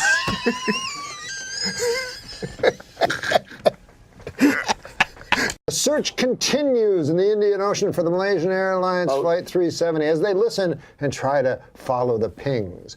These guys sound like me always listening for pings. The pings are my Chinese neighbors. Jim and Ellen Ping. Jim, the other day, he, very nice guy, Jim Ping, he... Oh, they really do exist. What is this thing you're doing with your face? Oh, it's... Do you have allergies? No, I'm not used to these glasses, but he was very nice. So you think that's going to help? And he lent me... is that the face I'm making? Well, one time I thought you were joking around. You were looking at me like... Ping? That is my neighbor. A nice fella. Nice guy? Let me his abacus I want to do this. Jesus. Oh, come on. That's not a Chinese guy. I wasn't saying it was. That was kind of What are you, racist. Mickey Rooney? Hey. Hey, come on. I know he's dead, Have a but little Mickey Rooney respect. did a very racist thing like you just did in a movie called Breakfast at Tiffany's by the wonderful Truman Capote. I wasn't doing anything racist, and you know it. But go ahead.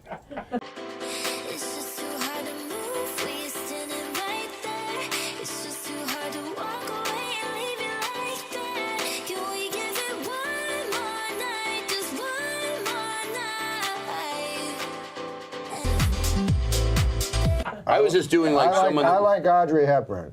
I don't think of her, I don't whack off when I think of her, but she had style. Thank you.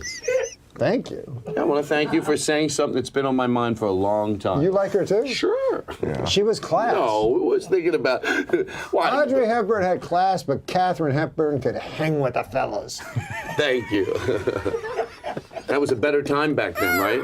It wasn't, so don't get me started. No, it was a worse time. You know why? They took care... Because they had separate water fountains for the black people and the Chinese people. What? You know, and what did they do back then? Segregated water fountains you're talking about. Yeah. I know you're just kidding. No, I'm not kidding. Well, they yeah, had but everybody segregated knows. water fountains. Now, I know you're not kidding about the event of it happening, but I know you're kidding. Of course, everybody knows that. I'm saying it's a bad thing. Well, of course it was a bad thing. Yeah. But answering to my question. It existed, as did the Holocaust. I love Bob Hope. I thought he was the greatest comedian ever. I think Bill Cosby's the biggest comedian of all time. Oh, do you? Yeah. Yeah. I don't think anyone will ever match his production and quality of material. Mm-hmm. Do you like Bill Cosby? I love Bill Cosby. Yeah. Did you listen to those records when you were a kid? Sure. I mean, listen, I grew up, he was my hero, you know? I loved him. I wanted to be just like him. Great stand-up. I didn't like his comedy, but I wanted to be just like him. No. What do you mean? You're sick.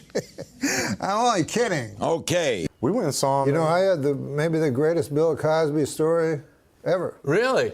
And now it's not in the top 10,000. Because I'll tell people the story. Right. And I'll constantly be interrupted by, and then did he rape you? I'm like, he didn't ever rape me. It had nothing to do with the story. There was a story you had told about your father and Bill Cosby on David Letterman. Do you think you could share that with us here right now? I remember that. Yeah. That was when, I opened for Bill Cosby. Right. You want me to tell you the story? Yeah, tell the story. It was terrific. No, I opened for Bill Cosby at this college. So there's 100,000 people at the college, It's the University of Oklahoma. Can you guys hear me? Yeah, for sure. Like 100,000 people to see your show, Norm, or just... No, to see Bill Cosby. Oh, to see Bill Cosby. I was opening for him. Oh, okay. So, it's a football stadium, So they have this little tiny, stage, and so I went up there, and I had my suit on and everything. And then I talked, and no one laughed. They were all just talking to each other. I don't think they even noticed me on stage, And they didn't mind that I was on stage, but they they didn't boo or anything. I don't even think they saw me. So I finished my thing, and then I got off, and Bill Cosby came up, and he was wearing, and he talks just in little. He talks he doesn't use full sentences. So he said, why, I was wearing a suit, he goes, why this suit, suit, or something like that. So I said, no, I was trying to show the respect, Bill Cosby goes, college, wear the sweatshirt and the pants, so he just had a sweat suit on, So, anyways, he says, this shows you how good Cosby is. He's like, he was asking the girl, from the student union or whatever, he goes, what's going on here, So she goes, well, next week we're playing Tulsa, and it's a big game, So then he goes on stage and he goes, we're playing Oklahoma State. He goes, Oklahoma State! So everyone cheers, right? Then he goes, Tulsa! And then everyone boos. And then he says it slower. He goes, Oklahoma State! And then everyone goes crazy. He goes, Tulsa!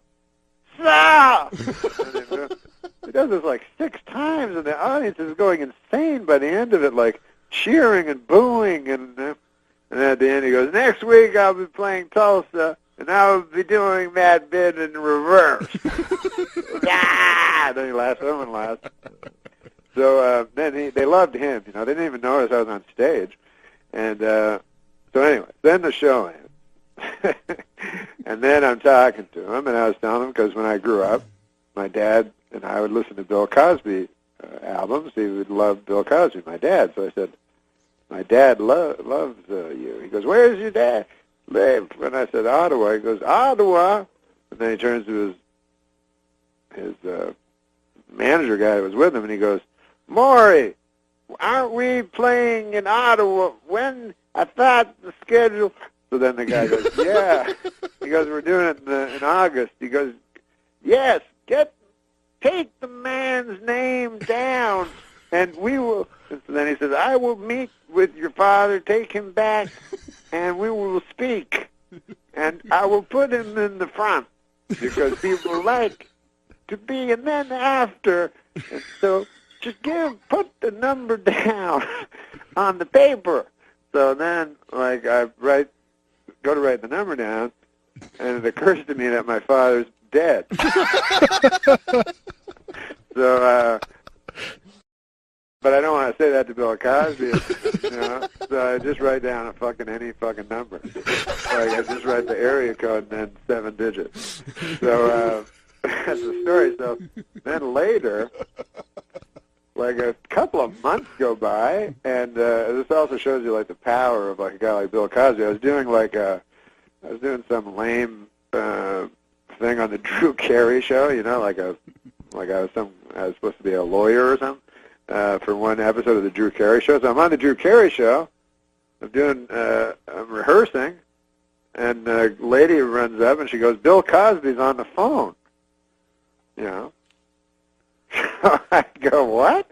So I go and I answer the phone, and it's there, I swear.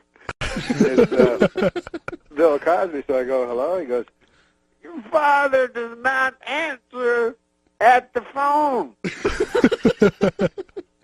I phoned the number, and the phone rang, and it then another voice came that was a machine, and it was a person saying that the number was not used by a person and all this, so I'm like, instead of just telling him, I just said, no, that's the number. That was all. I didn't know. It was impossible for me to say. But, so anyway, that's the story. And then I told that story on Letterman once, and I guess Cosby saw it, and then the next day, this was when I was working on Saturday Night Live, the next day I went to my office, and there was like 300 like things of flowers. There was flowers like everywhere in my office. And then and then about 5 days later, like I found there was a little tiny card on one of the flowers, and it said, I hate to be the one to break, I'm doing his voice, but it said, I hate to be the one to break it to you, but your father is long since dead. So that's the story. God damn, that was a long story. But it was good. It was good. Have you had any contact with Dr. Cosby since then, Norm? The doctor, yeah, Dr. William H. Cosby, E.D.? Yeah, that's him. No, I've never talked to Bill Cosby since then. But I love that guy. How much are you bothered by the fact that this comedian who you really thought was great turns out to be this person doing horrible things? Do you separate his work from the person? Does it taint it at all? Not at all. Not because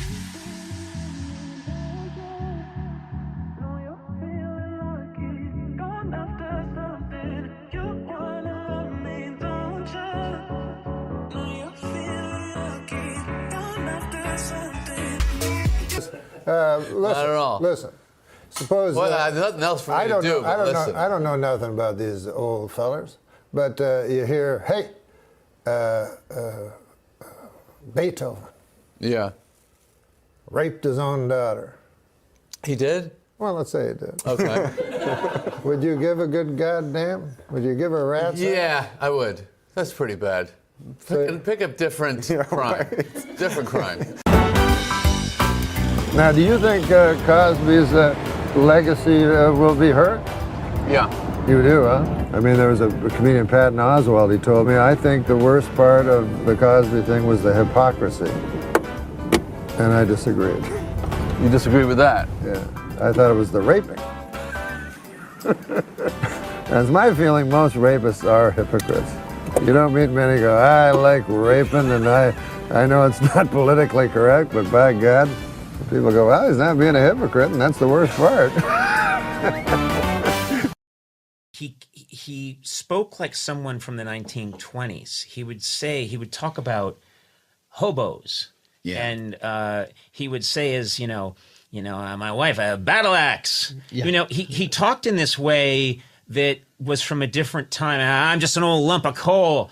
Some of my strongest material comes from real life. Real life? Like, for instance, today I was driving in a car. Mm-hmm. You were kind enough to bring a car to bring this old chunk of coal here to the studio. We send cars for our guests, yes. Yeah, so I got in it, and I get material that way. So my driver. What do you mean? How do you get material that way? You get in the car, and what happens? My driver tells me a joke. I'm scared now. No, firstly, Conan, I'm thankful for the fine ladies who live across this country and leave pies on their windowsills. So an old chunk of coal like me might have a meal from time to time. Okay. I am going to return to my former sexual lifestyle. Well, yeah, what's that? It's trying to find a lady and convincing her to let me lie down on top of her. That sounds so romantic, the way you describe it. I want to lie down on top of you and take a nap? What do you... I'm just an old chunk of coal that likes the, you know. Old chunk of coal. Yeah. Likes S&M, apparently. No, that's what I was just trying to. I'm getting back to just lying on top of a lady. Okay, all right. I play Geezer, who's me, actually. Geezer's just an old chunk of coal that, you know. Thank you for having this old chunk of coal from the Ottawa Valley on your big city program. We are so pleased to have you with us, Norm. But Merle Haggard was opening for him, you know. Okay. And I'm just an old chunk of coal. And I like Merle. I wrote a song later on called I'm Just an Old Chunk of Coal, but I'm going to be a diamond someday. Yeah. It's supposed to be a lump of coal, but... Everybody says lump of coal, yeah, but I like chunk. Chunk sounds better. It does, down more in Texas, masculine or something. Down in Texas, they say chunk. Give me a chunk of that cake or a pie or something like that. Morsel of coal. Oh, yeah. Chunk. Yeah, chunk. A chunk of Yeah. A lot of people... I'm just an old chunk of coal now, Lord, but I'm gonna be a diamond someday. When they talk about that song, say lump of coal. I don't know if you know. I know they do because that's a natural thing to say. Yeah. But it didn't sound good to me. Briquette? No, but you know, the reason I don't like lump of coal is it brings me right to a Christmas stocking. You know what I mean? That they Oh put my lumps God, he's of on coal. a roll. No, but that is why I love chunk. I know it's time to close my eyes to old ends, open up to new friends, leave my heart in Berlin, where the tables turning, seeking up a... Some women who are tall get a little self-conscious around guys they feel like who are smaller. They have to crouch and slouch to make them feel more comfortable. Is that... I think that my natural posture is something closer to a Mr. Burns, and that I have to fight. You're like Mr. on The Simpsons. You're like one of these. Yes, I've seen candid photos of me, that are just the beautiful line of his back. So I have to really. This fella wrote many of them Simpsons. I know. I'm. Yeah. Sort of in love. Oh. What? What's that? Well, no, I just my prerequisite for any relationship is that the person that I date has to love The Simpsons as much as I do. I just don't think I could ever really love someone if they didn't truly love The Simpsons. Yes. You guys should get married and go on a honeymoon too.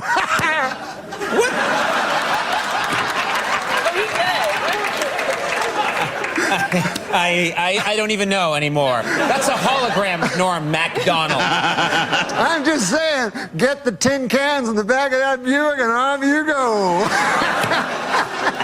Are you an old gold prospector now? You know, we're gonna make this happen. So, I told that you like to make unusual craft projects, and I heard about this, and I thought I've got to ask you about it because you know, and you shouldn't judge a book by its cover, but it seems so unusual. I see you; you're such a beautiful woman, and then I heard about this craft project that seeed a little unusual. I was living in Texas for a little while, and I started collecting owl pellets. And for anyone who doesn't know, when an owl eats a field mouse or a rodent, it eats it, digests all of the edible parts, and then regurgitates a pellet, which is all the bones, all the undigestible matter. And I collect those and harvest the bones, and then make magical creatures out of them. Well, that's fine with me about that owl. I don't give a hoot. I don't think you should. I think be you should on a host talk show. Yeah. You should be writing liquor store greeting cards. Found some roadkill on the side of the road one day and was looking up how to dissolve the meat in the way that would be least odious to my landlord and neighbors. And I discovered that was also one of the early indicators of Jeffrey Dahmer's psychopathy. So it is a serial killer. Yeah, I was gonna. I love that she rents. I know. You're doing this in a rental. Yeah. Hey, let me ask you this. Did you ever toss a prostitute off a bridge? What's the first one?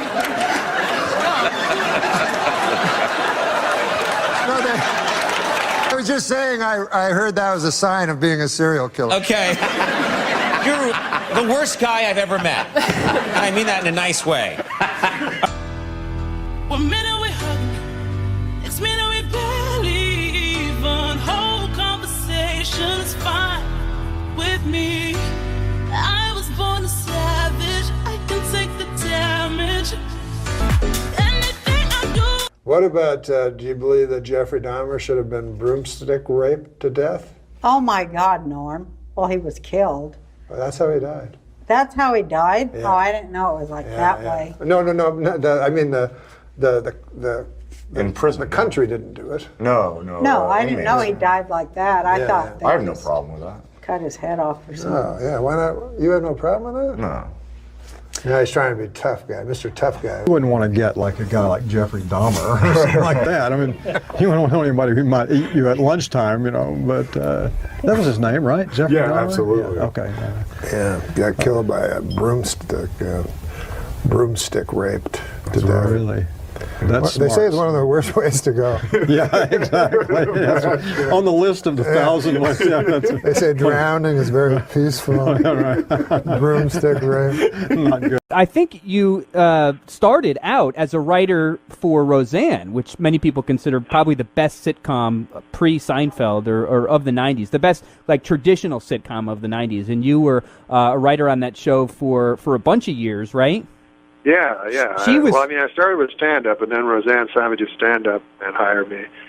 That was my first job in actual show business. And what was it? What was that like? I mean, again, every stand-up comic hopes to get discovered or like hopes to get his first job or whatever. I mean, were you like literally? You had no other experience before writing for Roseanne other than stand-up on like one of the hugest shows of the 90s? No, I had none, and really, it was only because Roseanne liked stand-up that I got the job. Like, I don't think I ever would have got it traditionally. And then, when I was on the show, it was cool because it was just me and one other stand-up, and Roseanne only liked us because she hated, like, Harvard writers, and she hated, like, that snobby kind of, what she perceived as snobby. Right. And she really loved stand-up, so she was very hard on the writers, except for me and this other guy. And she was notorious for, like, basically saying, "This is my show, ABC. Do not come down here and, you higher-ups and try to tell me how it's going to be.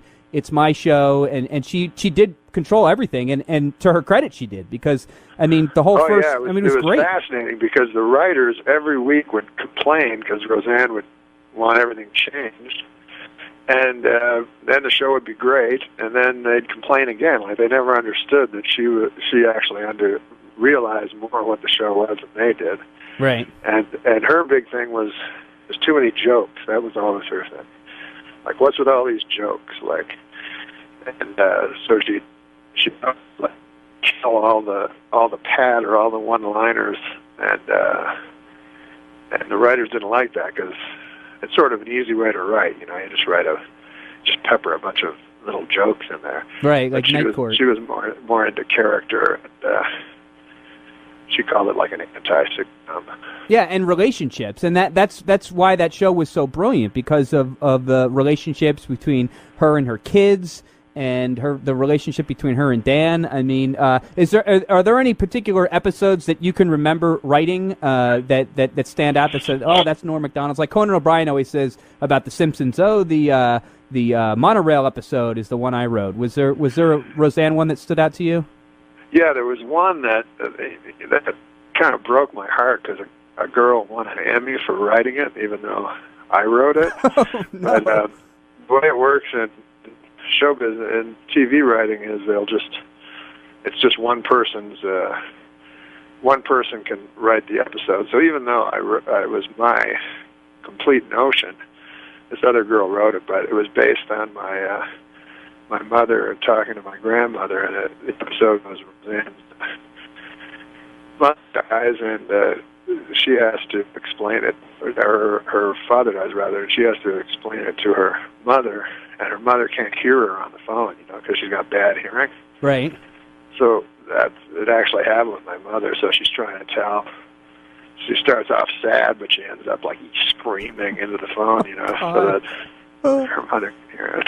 Oh no! And that actually happened to you. That actually happened to me, yeah. And then I had to watch this girl win an Emmy for writing. Oh man! Go up there and accept it. Did she even thank you, or did she mention you in the acceptance speech? No. That would have given it up. Oh no! Well, that sucks. I need your love. You free my mind. I need your love. Yeah, you free my mind. I have some bad news. Dad is not with us anymore. I said Dad has passed away. He's passed away. Dad is gone. Dad's dead. He's dead. No, dead. Dad. He's fine. He sends his love. Bye. One time I was hosting, and there was 3 guys. I've never hosted. How many times have you hosted? Just one time. It was a mistake. Did it not go well? It was all right. Did you do Update? No. You didn't even do Update? It was right after I got fired from Update. I thought it'd be funnier back then. But anyways, so there were three guys doing music, you know? Yeah. And I don't know music. I just know old music. Like, again, Lauren would go, "Who do you like?" And I go, "You like this guy, Bobby Goldsboro?" Yeah, Bobby Goldsboro. Eddie Cantor, is he around? And Lauren go, "You've got to go," you know. So who'd they have on? Very hip. So they young kids. had hip guys that everyone else knew except me. It was Snoop Dogg. He just changed his name, and he was angry because I kept getting it wrong. It used to be Snoop Doggy Dogg. It was Snoop Dogg and Eminem and Dr. Dre. That's a pretty heavy lineup. Yeah, but to me it was 2 black guys and a white guy. So I go to introduce them. You're beautiful. And they were all just trying to get this into the barn. Don't go black white on. They were all standing They were all standing like in I'm rap. out there with Francis Farmer. You're about to go up and take me with you. They were standing in rap positions, as you know, like against. And I'm about to introduce them, so they're standing in that rap position where it looks like they'll either start singing rap or pull a gun and kill you. So then I go, as a joke, I look at them, because I remember this is kind of a Letterman-y thing to do, but I go, "Fellas, are you ready? Are you ready?" Which forces them to go shake their heads slightly. Even though they're in this crazy, dangerous I'll posed up. I'm posed up. So I thought that was funny. But then I learned later they were geniuses, and I should have befriended them. I was just talking to Dre backstage. I don't know if he's a real doctor, but he did prescribe me some stuff. So I don't know. There you go. Some days we get closer. Things that we never really needed. Promises that we never thought of keeping safe. I guess it's never over if we know how to break away. Okay, folks, before we continue, I have an announcement from the management. Would the owner of a Glock 9 with the inscription "Too Puffy with Love" please pick up your gun?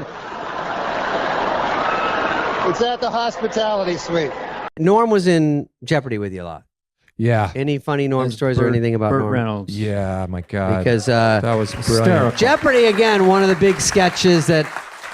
one of Huge those SNL. big sketches everyone remembers. Yeah. Always funny. Daryl was funny and Norm was great. Yeah, the best Norm story was, I think it's the one where he comes back, he's wearing a big foam cowboy hat. Yeah. And he's like, "That's funny, huh? Look, wearing a cowboy hat." And Mr. Reynolds, what are you doing?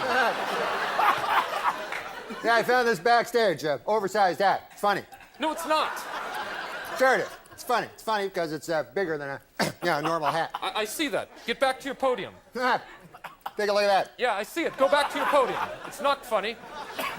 anyway, there's some beat where I have to be super exasperated with him, and I yell at him, and we get out of the sketch.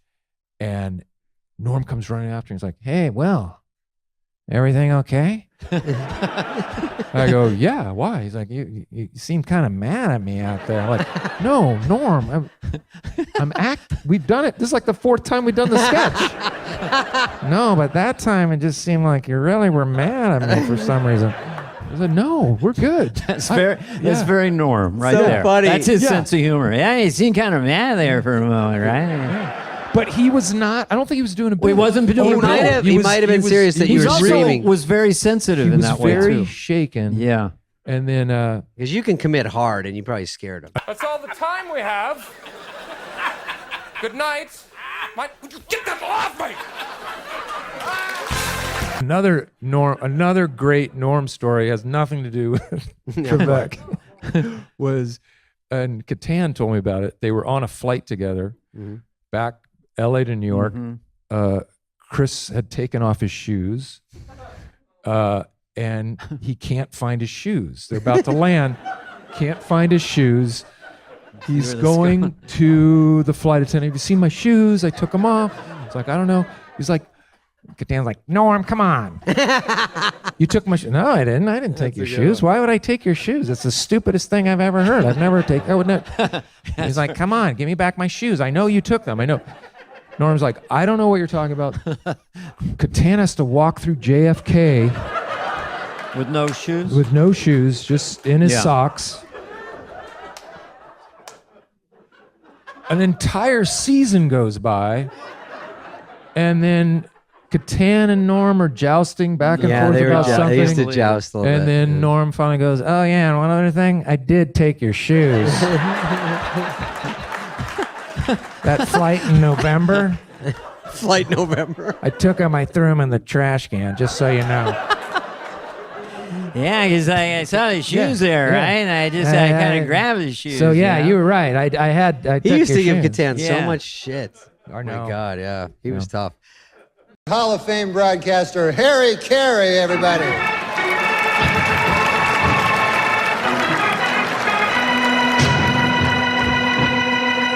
Come on up here, Harry. Hi, everybody. Harry Carey here. It's a thrill to be here at Radio City Music Hall for the Academy Awards. I gotta say, I hope Booty Call takes home a few Oscars tonight. No, Harry, this is the ESPY Awards. Boy, it's a thrill to look out into the audience and see all those celebrities. Hi, there's John Elway. You just won the Super Bowl. How about going a little nuts and getting those teeth fixed? Oh. Hi, is that Tiger Woods? He's amazing. Arguably the third or fourth best black golfer in the game today. Oh, Harry, come on. Hi, Ken Griffey Jr. I gotta tell you, Ken, your dad was 10 times better ball player than you. Keep trying, though. Okay, Harry. Keep trying, Ken. Harry, what the hell are you doing here? The hell if I know. The only reason I agreed to be here is because I'm in town for the NBA All-Star Game. It's gonna be a doozy. Harry, that game was yesterday. Norm, I know you're a betting man, so I got a tip for you. Put your money on the Western Conference All-Stars. Hey, Norm, I gotta ask you one thing. What'd that be? If you had a choice between waking up in bed naked with Roy Firestone or Keith Olbermann, who would it be? Good Lord, I don't know. Who would it be? I don't know, Harry. Don't jerk me around, Norm. It's a simple question. A baby could answer it. If you had a choice between waking up naked with Roy Firestone or Keith Olbermann, who would it be? Neither. Oh, you made a wise choice, my friend. If you'd said Keith Olbermann, there would have been fireworks. I would have come at you hard. So, Harry, listen, are you going to explain the rules? What rules? The ESPYs are all fixed anyway. Okay, enough of that. Harry Carey, everybody. Comes with.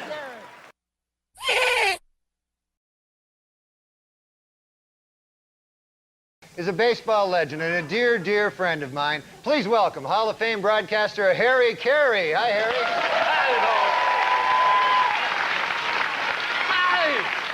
Hi, everybody. Harry Carey here. I gotta tell you, folks, it's gonna be one heck of a series.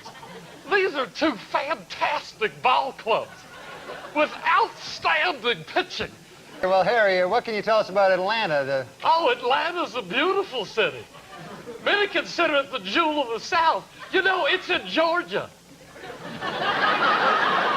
Yeah, that's true, Harry, but hey, let's get back to the Braves and Yankees, buddy. Norm, actually, I'd like to give a quick shout-out to Gail and Ron Anderson. They run Anderson Hardware out in Waukegan, Illinois. Why you going high? Push me to the side. This keep going on and I am getting tired. Yeah, you try to crucify all the good inside. You go and come now. Talk about the lineups for both teams, huh? Hey, no. What about those hot dogs they serve at Yankee Stadium? Aren't they delicious? Yeah, sure, yeah. I love them so much, I once ordered 12. 12 hot dogs? Yeah, I only ate 2. I don't know what I was thinking. To this day, I still laugh at the idea that I thought I could eat 12 hot dogs. You can't do it, Norm. You can't. Fact, huh? Of course, on the other hand, you have the Indians, a group of untrustworthy savages. You look away, next thing you know, they steal your land. One hand, you've got the Marlins. Now, that's an odd mascot, a Marlin. Yeah, I guess it is. Of course, pound for pound, it's the smartest fish in the ocean. With its sword-like snout, it'll carve your eye out and not think twice about it. Norm, to this day, if I walk into a seafood restaurant and I see a marlin on the wall, I just grab my wife and leave. You ever been alone in a room face to face with a marlin? No. No matter where you go in the room, its eye follows your every move. You should try it sometime. It's a rush. I should know. I used to hunt them. Really? You hunted marlins, huh? No, Indians. I've got a whole closet full of scalps at home. They're just collecting dust. The government stopped buying them years ago. And peruse through this when you get a chance. What's that? A catalog of all the scalps available. Good Lord. I got all of them, Apache to Zuni. Oh, well, you got any mohawk in there? Oh, Norm, if I had a mohawk scalp, I wouldn't be sitting here talking to you. I'd be relaxing on a tropical island. Why is that? Because they're highly valuable. A woman is lying in a coma in the hospital. The nurse is watching her. She starts watching her vagina. The woman starts moaning. So she's watched even harder. The woman's moaning and biting her lip. She runs outside, tells the doctor. The doctor pulls the husband over and goes, "Look, I don't know if this'll work, but it might help if you performed oral sex with your wife." So he climbs into bed, they pull the curtain shut. All of a sudden they hear a bell ring and they see it's a flat line. They go inside and the woman's dead. And they say to the husband, "What happened?" And the husband says, "I don't know, I think she choked."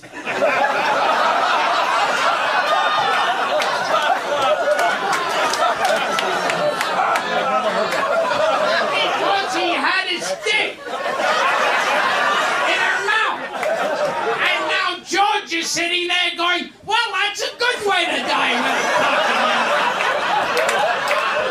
If I have to die, what better way than a big cock in my mouth?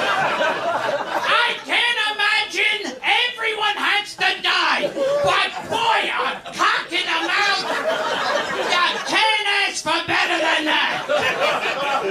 Well, let me say something more modern and stylish then. Okay. My wife went into a coma. Oh, sorry to hear that. And the doctor said to me, "You won't hear this from any 1935 comic." He says to me, "There's one way to wake her up, but it's a little unconventional. You go in there and you have oral sex with her." I said, "By God."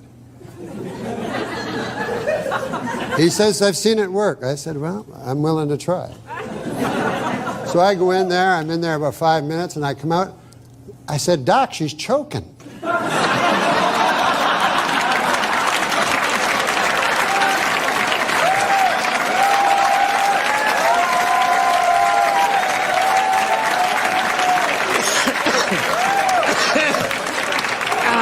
But that's modern medicine for you. That's modern medicine. We're going to take a break. I'm going to find out what's happening here. That's modern. I was at a party with a friend, and so I noticed you first. And you returned my gaze, knew how to quench my thirst. You took me to that room like a dream come true. The dance you performed was just for me and you. Kisses on the neck, then you work your way down. Let yourself go for me all around town. Seductively stood before me.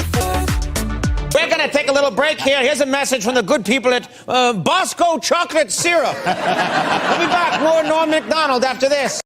I'll tell you how I watch Saturday Night Live. I tune in about 5 of midnight to watch Norm do the news, and now I hear that he's been fired from the show. You are the shining light on Saturday Night Live. The best part of Saturday Night Live is when you do the news. Right. And in fact, when I went on Saturday Night Live, I only wanted to be on the news. I refused to be on any of the sketches. And you actually said this. And I said, the rest of Saturday Night Live sucks except for Norm. Yeah, that was great. That was great, right? Turned out you were completely wrong.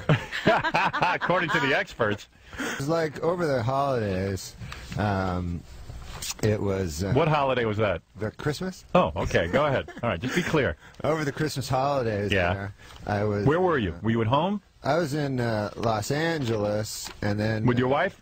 Yeah. Then I started hearing stuff about, hey, it doesn't look good, and things, they want to make changes, and I didn't know what they were talking about. Who was telling you this? Just different people at Saturday Night Live, you know. The cast, you mean? No, the people that work there, like the other guys that you don't know. Is it true that the rest of the cast doesn't like you much? I read that in the paper today. Is that true? You did? Yeah, come on, be honest. Is that true? I don't know. I know for a fact, because I did Saturday Night Live. You told me you lock yourself pretty much in your own room and you don't really communicate much with the rest of the staff. Is that true? The cast? Yeah. Well, I mean, I like them. You do? But Yeah. they don't like you much? Well, how the hell do you know if a guy likes you or not? You can tell if people enjoy being around you. Are you difficult? Oh, no. You're not. Okay. All right. So you... He probably is. I don't think Norm sees himself. No. So you had heard rumors that there were going to be changes. It doesn't look good. It doesn't look good, yeah. All right, go ahead. Who said that to you? Just people, I don't know. Name people names. On the show. Well, nobody knows. Why are you being so evasive? Name the names of the people You who can said tell us what their position is. I mean, Well, guys on the show, you know, nobody knows these. Would you say guys on the show? You know, like not cast members, it's just Writers. writers? The guy with the long hair, the fat guy who writes for you. What's his name? Okay, so he tells Frank you. Sebastiano. Frank Sebastiano. He's a Want good me to guy. name names? He's a funny guy. So he told you it didn't look good. It didn't look good.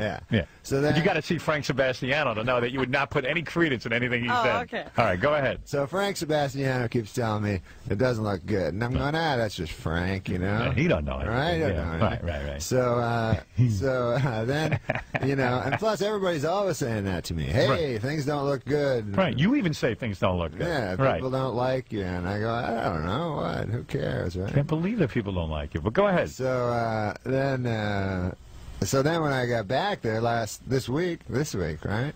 And so then I was hanging out and stuff, and then the guys go, hey, man, you got to call this dude Don Ohlmeyer, who's the president of the network. Don Ohlmeyer is the president of NBC. Right. And they're telling you you've got to call Don Ohlmeyer. Yeah. He tried to get in touch with you, and they said, please call Don Ohlmeyer. Who tells you to call Don Ohlmeyer? He didn't try to get in touch with me. He said to Lauren, I want this guy off update, you know. He said What? Don Ohlmeyer wants you off update. He told Lauren that. Lauren wants you on, but Right. Don Ohlmeyer wants you off. Right. I don't buy that for a minute. Well, what do you... Lauren wants you off of it. And he's afraid to tell you to your face because he has So a he has relationship Don with you. Ohlmeyer do it. So he has Don Ohlmeyer do it. Because Go what's ahead. he got to do with Saturday Night Live? Am I right or am I wrong? I don't think you're right. Oh, I know I'm right. Yeah? I'd bet any amount of money on it. So you're telling me Lauren got me off Saturday Night? Yeah. Doesn't he run Saturday Night Live? They don't tell Lauren who to take off Saturday Night Live. You think Lauren's on you? Lauren digs you, right? Yeah. You think Lauren is against what Don Ohlmeyer is doing? Well, that's what he told me. And that he can't do anything about it? Man, you're naive. First you speak to Lauren, right? And Lauren says call Don Ohlmeyer.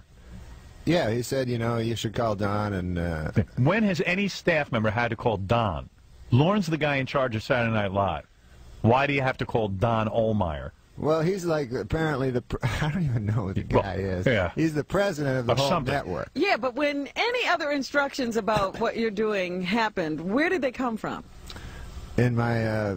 In your tenure there, who talked to you about what was going on? Answer the question. It was Lauren. Right. Fine. So why now are you talking to Don Ohlmeyer? Because Lauren doesn't have the balls to tell you he wants you off Weekend Update. Wait a minute. Lauren doesn't want me on Weekend Update? Right. That's it. I'm being serious with you now. Of course. Well, that's horrible. All right. So you called Don Omar. Tell me more about what happened He here. told me he wanted me on Update. Yeah, of course he told you lying to that. you. He's lying. I would do the same thing. If I didn't want Fred on the show, I wouldn't do it myself. I know Fred 10 years. I can't do it. I'd have Tom tell him. Right. Wait a minute. Of course. No, but you Every can be weasel does that. I'm the biggest weasel there is. Lauren doesn't want to tell you. How's Lauren going to tell you? He Right. likes you. Yeah, he likes me, right? Right, but he doesn't want you anymore. Oh. It's a business thing. Be serious with me. Do you buy for a minute that Don Omar has the power to do this? And what is Don Omar probably doesn't even watch the show. All right, let me hear this. So when you called Don Omar, what did he say? He said he didn't want me to do an update. Why? Because he doesn't think I was funny. He said that to your face. I mean, he said that to you on the phone. Yeah. I don't think you're funny. On the phone he did this? Yeah. And you said, well, I am funny, right? No. What did you say? I said, funny is just whatever you think. I mean, I believe you don't think I'm funny. You might be the only funny guy on there, on that whole show. That might Maybe be the only... Don thinks the rest of the show is funny. Does Don think the rest of the kids? Does he think those cheerleaders are still funny? He said to me that Update is like dragging down the show, and that... Really? That, yeah. Gee, I must not know anything. Yeah. Well, And then what did you do? Did you yell at him? Did you say anything to him, or did you just hang up? Well, tell me. No, I just said, listen, if I'm unfunny, then he said, I want you to be better. And I go, well, I can't, because if I'm not funny... How can I make myself funny? An unfunny guy can't be funny, yeah. Right. This is really the discussion you have with this idiot. Yeah, so then I said, but this decision is coming from you, right? And he goes, what? And then I go, because I talked to people on the show, Lauren and stuff, and they're for me. And he goes, well, if that's what they tell you, sure, blame me. Oh, so he's basically telling you What? that it was a group decision, and he had nothing. I mean, really, it was Lauren's decision. No, he said blame me. He said blame him, but he's saying basically, So that's it? That's what you want to say? What? I don't know. What? And you're accepting this? What do you mean? And are you now with Saturday Night Live in any other capacity, or have you quit? Out and out. No, I got to keep doing sketches. Is that right? And you don't want to do sketches. I don't. I mean, I don't. I'm not. And who will be the news guy now on Saturday Night Live? I think maybe it's Colin. That's what it says in the newspaper. Yeah. And it says you agreed to be replaced. Well, that sure is hell ain't true. That's not true. No, you love doing the weekend update. Sure, and be serious. Yeah, that's the thing I like doing the best. That's the only thing I like doing. Can't get a read on you. I can't. I don't know what's going on with you. What are you talking about? I don't know. I mean, when somebody fires you. That's it. What the hell? Well, what are you going to do about this? So you're going to go back and you think they're going to write you into skits, actually? Well, the thing I don't like is they write you into things, and you can't, like I don't have no character where I'm. Well, you do Letterman. You do that good. Yeah, I do. Like I don't want to do Letterman anymore, but I do some impressions and stuff. But sometimes they write you in sketches, and this is what they didn't do when I was on Update, because I had Update. Yeah. But all of a sudden, you got to be like. You got to be like the scientist that discovered Monkey Boy or something. I know. Yeah, you're not even Goat Boy. You're like you're the scientist who straight man to discovered Monkey Boy. Yeah, you're being a straight man to Monkey Boy. Right, Yeah, I don't get Goat Boy myself either. I mean, I'm with you on this. I don't understand the Goat Boy. Oh, sketch. I like Goat Boy. Goat Boy's cool. They just run it too long. I was talking Is about that Monkey it? Boy. Monkey? Oh, you don't like Monkey Boy. Monkey Boy Okay. you don't like, Yeah, huh? I'm with you. I agree with you on Monkey Boy. Yeah. Nobody likes Monkey Boy. I say after the makeup, what's up? Like even those two women that do they do a sketch where it's public radio. Yeah. Yes. The first time they did, I said, "Man, that is brilliant. Yeah, that is funny. that is public radio." Now they've done it 87 times, and I'm like, goes "Well, nowhere. yeah." I mean, I'm immediately out of there, and I just come back when Norm's on. Well, sometimes they do that. Like I did impression of Letterman on the show. Yeah. And then they want me to do it again. I said, I don't want to do it again. I already did it. Yeah. You know And what you I feel mean? like you're beating the guy up after a while. And plus, it's only funny once. Right. Like do it once, everyone goes, "It's brilliant," Yeah, and then figure something else And then out. if there's another reason for it, you just don't write something to have Letterman on again. And then, like, even the cheerleaders, first time I saw that, I said, "Man, that's brilliant. Yeah. Perfect Or even those send-up of guys who bobbed cheerleaders." their heads, that was funny. Brilliant. A couple of times. Yeah. Now they're making a movie out of that. Oh. Yeah. It's insane. It's insane. The world is insane. Don Omar is a good man, though. I mean, Boo, man, don't kiss the corporate ass that just fired you. Yeah, but He's not a good man. He's a coward. He said you're not funny. Why? He said you're not funny, number one, which you are. He's a skunk. Look, He's a skunk. Listen, I've heard all kinds of horrible stories about Don Ohlmeyer. A guy calls you up and tells you you're not funny. You're a performer who makes his living being funny. You've been doing it for 4 years. You're not funny. You think that's a delicate way to tell a guy he's fired? How about saying we just want to make a change, we feel like it's getting a little stale, something like that. But you're a very funny guy. Can't say that. He has to say to your face, you're not funny. That's what he thinks. I'd rather hear that than what. So why do you say he's a nice guy? So why is he a nice guy? That's not nice. He just seems like he's stuck by his OJ, you know, he's stuck by his friend. There you go. Yeah, Don Ohlmeyer's the guy who's stuck by OJ, isn't he? Well, I would say he was a good judge. Yeah. Of anything. Don Ohlmeyer likes OJ. Yeah, he wanted to put OJ on TV and have him redeem himself. Don't tell me he's a good guy. I just feel like Don Ohlmeyer has gone through a lot of problems. He was, you know, he was. People said he sexually harassed women, and he went to, you know, that he was a drunk and all this stuff. Who said that? Well, he went to rehab. He did? Yeah. This is a really good way of introducing all of that and still saying he's a good guy. No, he is a good guy. You are an amazingly calculated man. Yeah. Oh, man. Vicious. You are vicious. Vicious man. Wait, you don't think anyone's seen through this? Dude. Not funny. What's the matter with you? I'm just saying, you know, that he's a guy that's taken some knocks over the You want me to call Don Ohlmeyer right now and ask him if he could have your job back? Sure. Okay.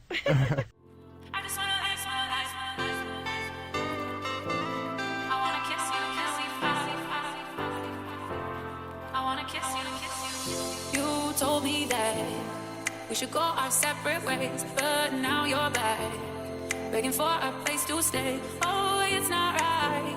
I wanna kiss you when we fight, kiss you when we fight.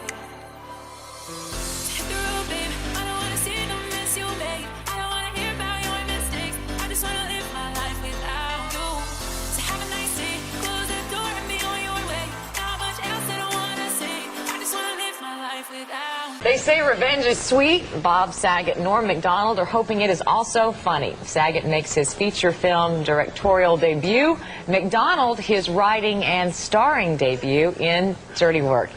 Basically, two guys who've never done this job before. It's an irreverent comedy that proves getting even can lead to odd situations.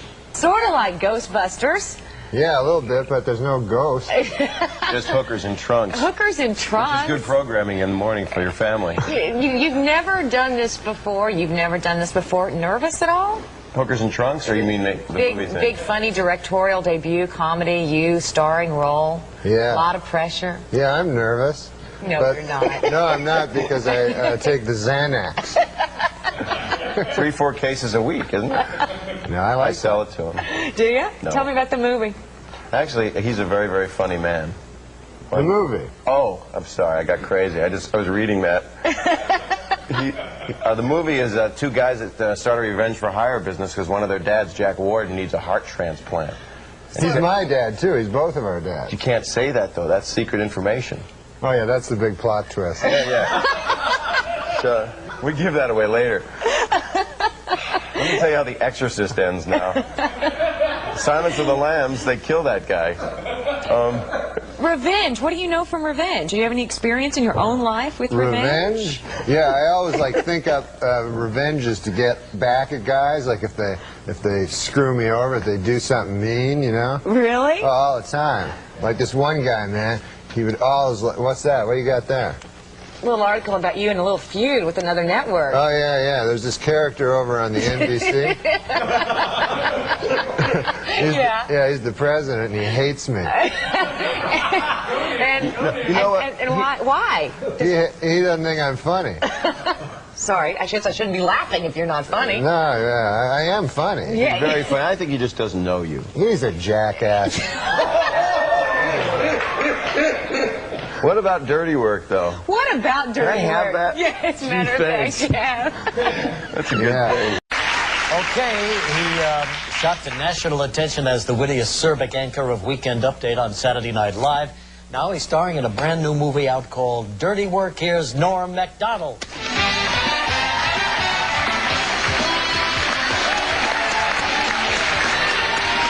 Hi, Norm. How you doing? Hi, how are you? Nice to see you. Norm is here. Norm's so much in the news every time I turn around. What? Oh, me in the news? Yes. Yeah, I know. Hotter than ever. Yeah. My gosh. Looks like they did you a big favor over there at NBC. Yeah, they hate me. Oh, but look what happened to you. Became a movie star, just like that. Yeah, that's true. But hadn't you already started filming this movie long before that whole controversy began? Yeah. So what do you make of all this? What do I make of it? Yeah, what's the point? The point that of they're what? trying to make, you know. Who? So you got to explain to the people. No, they read the papers. They know. Yeah, they know that NBC has banned promotion or commercials featuring your movie on their network. Yeah, because so this character, Don Ohlmeyer, he's the president of NBC, you see? Yeah. And he hates me. Yeah. But you've only met him one time, I understand. I've only met him once. So this is not a personal reason that he hates you. Yes, he hates me personally. But you like him, don't you? I think he's a fair enough fella. I met him once. He seems like a stand-up guy. I don't hate anybody. That's you right. know Don Ohlmeyer? I've met him a couple of times, sure. He seems like a nice enough fella. Yes, absolutely. And I don't, you know, put it this way. His best friend is O.J. Simpson, right? Now, if you can like O.J. Simpson, you can like me. You know what I mean? I wonder what it is about you. I mean, he has his foibles, O.J. Yeah, sure. Don't we all? I love that word, foibles. Although I think O.J. is kind of rehabilitating himself. Did you see where he's stabbing that woman with a banana? Have you seen that? At least that one doesn't That's really a lot harm. better. That's, you know, it's not a sharp forward, is it's a it? step forward. But these gay guys, man, I was reading, you know about the... These gay guys. I haven't even said hi yet. All right. Tell me what it is with these gay guys. I know, I'm already... I just read this thing about the George You're reading Michael. a lot, aren't you? Yeah, I got a little time off. Now I read the newspaper. And this really strikes me about the gay community. I don't know if they're a community, but called West Hollywood. Yeah, they're gay, and it's, you know, George Michaels. He hangs around the bathroom. He has sex with multiple guys. This is no way. You got to get it right. Hangs around the bathroom, and it was described as a lewd behavior, but I don't remember sex with numerous guys. Well, is that what you took away from it? What does he do? What were you, in the next stall? I could have been just having a nice bathroom regular thing. I don't know what lewd behavior is, but I don't know that he was in there with numerous guys. But anyway, go ahead. We get the gist of it. This is definitely a gay thing, like, because this is a pop superstar. You know what I mean? You're not going to walk into a bathroom and all of a sudden Farrah Fawcett's like, ah, you know? You're not going to... What? I love it. What I'm saying is, why would a famous pop... What was she doing? Wasn't there some sort of cervical belt sander thing, or what was that? Oh, Christ, what are you, Linda Blair? They do. That's what they do. Right? That's what ladies that I know do. Good to know that primetime exposure's paying dividends there. But I think that's what it is. It's that the gay, that's why they have separate bathrooms. Let's face it. If they had women and, you know, women, as you call them, I call them ladies. If you had them in the same bathroom, like you go in the bathroom to do your business, see a man about a dog there, you know, and you're in the bathroom. You're in the bathroom. All of a sudden, a beautiful lady comes out. Oh, here's my vagina and breasts. You're going to be hanging out at that bathroom a lot. So I don't blame anybody for anything. Can you believe Ohlmeyer didn't get him? We're all the same, man. Have you ever met Ohlmeyer since then? Don Ohlmeyer I met once, yeah, after he fired me. Yeah. Then I went and visited him in his office, which was, it wasn't an office I've never seen. It was like a wet bar and a bunch of weird sports trophies. He's a big sports guy, you know. Yeah. So he explained it to me, what happened, but he did it all with sports stuff, you know. Like he said, man, you see, you're the number 3 hitter, but now you're going to be number 8. And then later on, Ken Griffey will show up. I didn't know what the hell he was talking about. And then I said, well, Christ, man, what the hell am I supposed to do? And he goes, I don't know, just walk it off, you know. And I'll put it in sports terms why you got fired. You were fucking with O.J. too much. That's exactly why you were fired, man. Well, I don't know. That's his buddy. Yeah, it's his buddy. Yeah, well, that's why you got canned. O.J.'s a good guy. I mean, he's not... We got to end on that, Normie, but there's what they'll remember you by. OJ's a congratulations, good guy. man. Thanks You're for coming 100. on. Norm MacDonald and David Spade. Stick around. The people here asked me to do the show, I gotta say, I felt kind of weird, I don't know if you remember this, but I used to actually be on this show, I used to do the weekend update news routine, you remember that? And, yeah. That's where I did the make-believe news jokes, That was me, right? So then, a year and a half ago, right, I had a sort of a disagreement with the management at the NBC. I wanted to keep my job, right? And they felt the exact opposite. So you see, they fired me because they said that I wasn't funny, Now, with most jobs, I could have had a hell of a lawsuit on my hands for that, but see, this is a comedy show. So they got me, you don't want But now, this is the weird part, right? It's only a year and a half later, and now they asked me to host the show. So I wondered, I go, hey, wait a second here. Hey! I go, how did I go in a year and a half from being not funny enough to be even allowed in the building to being so funny that I'm now hosting the show? How did I suddenly get so goddamn funny?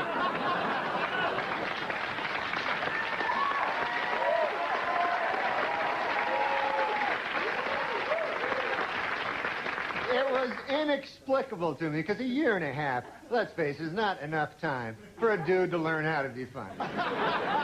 Then it occurred to me, I haven't gotten funnier. The show has gotten really bad.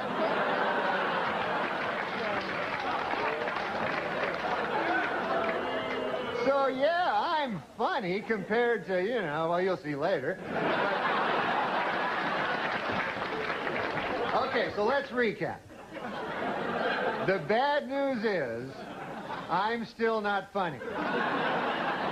The good news is, the show blows. All right, folks, we got a bad show for you tonight. Dr. Dre, Snoop Doggy Dogg, and Eminem are here.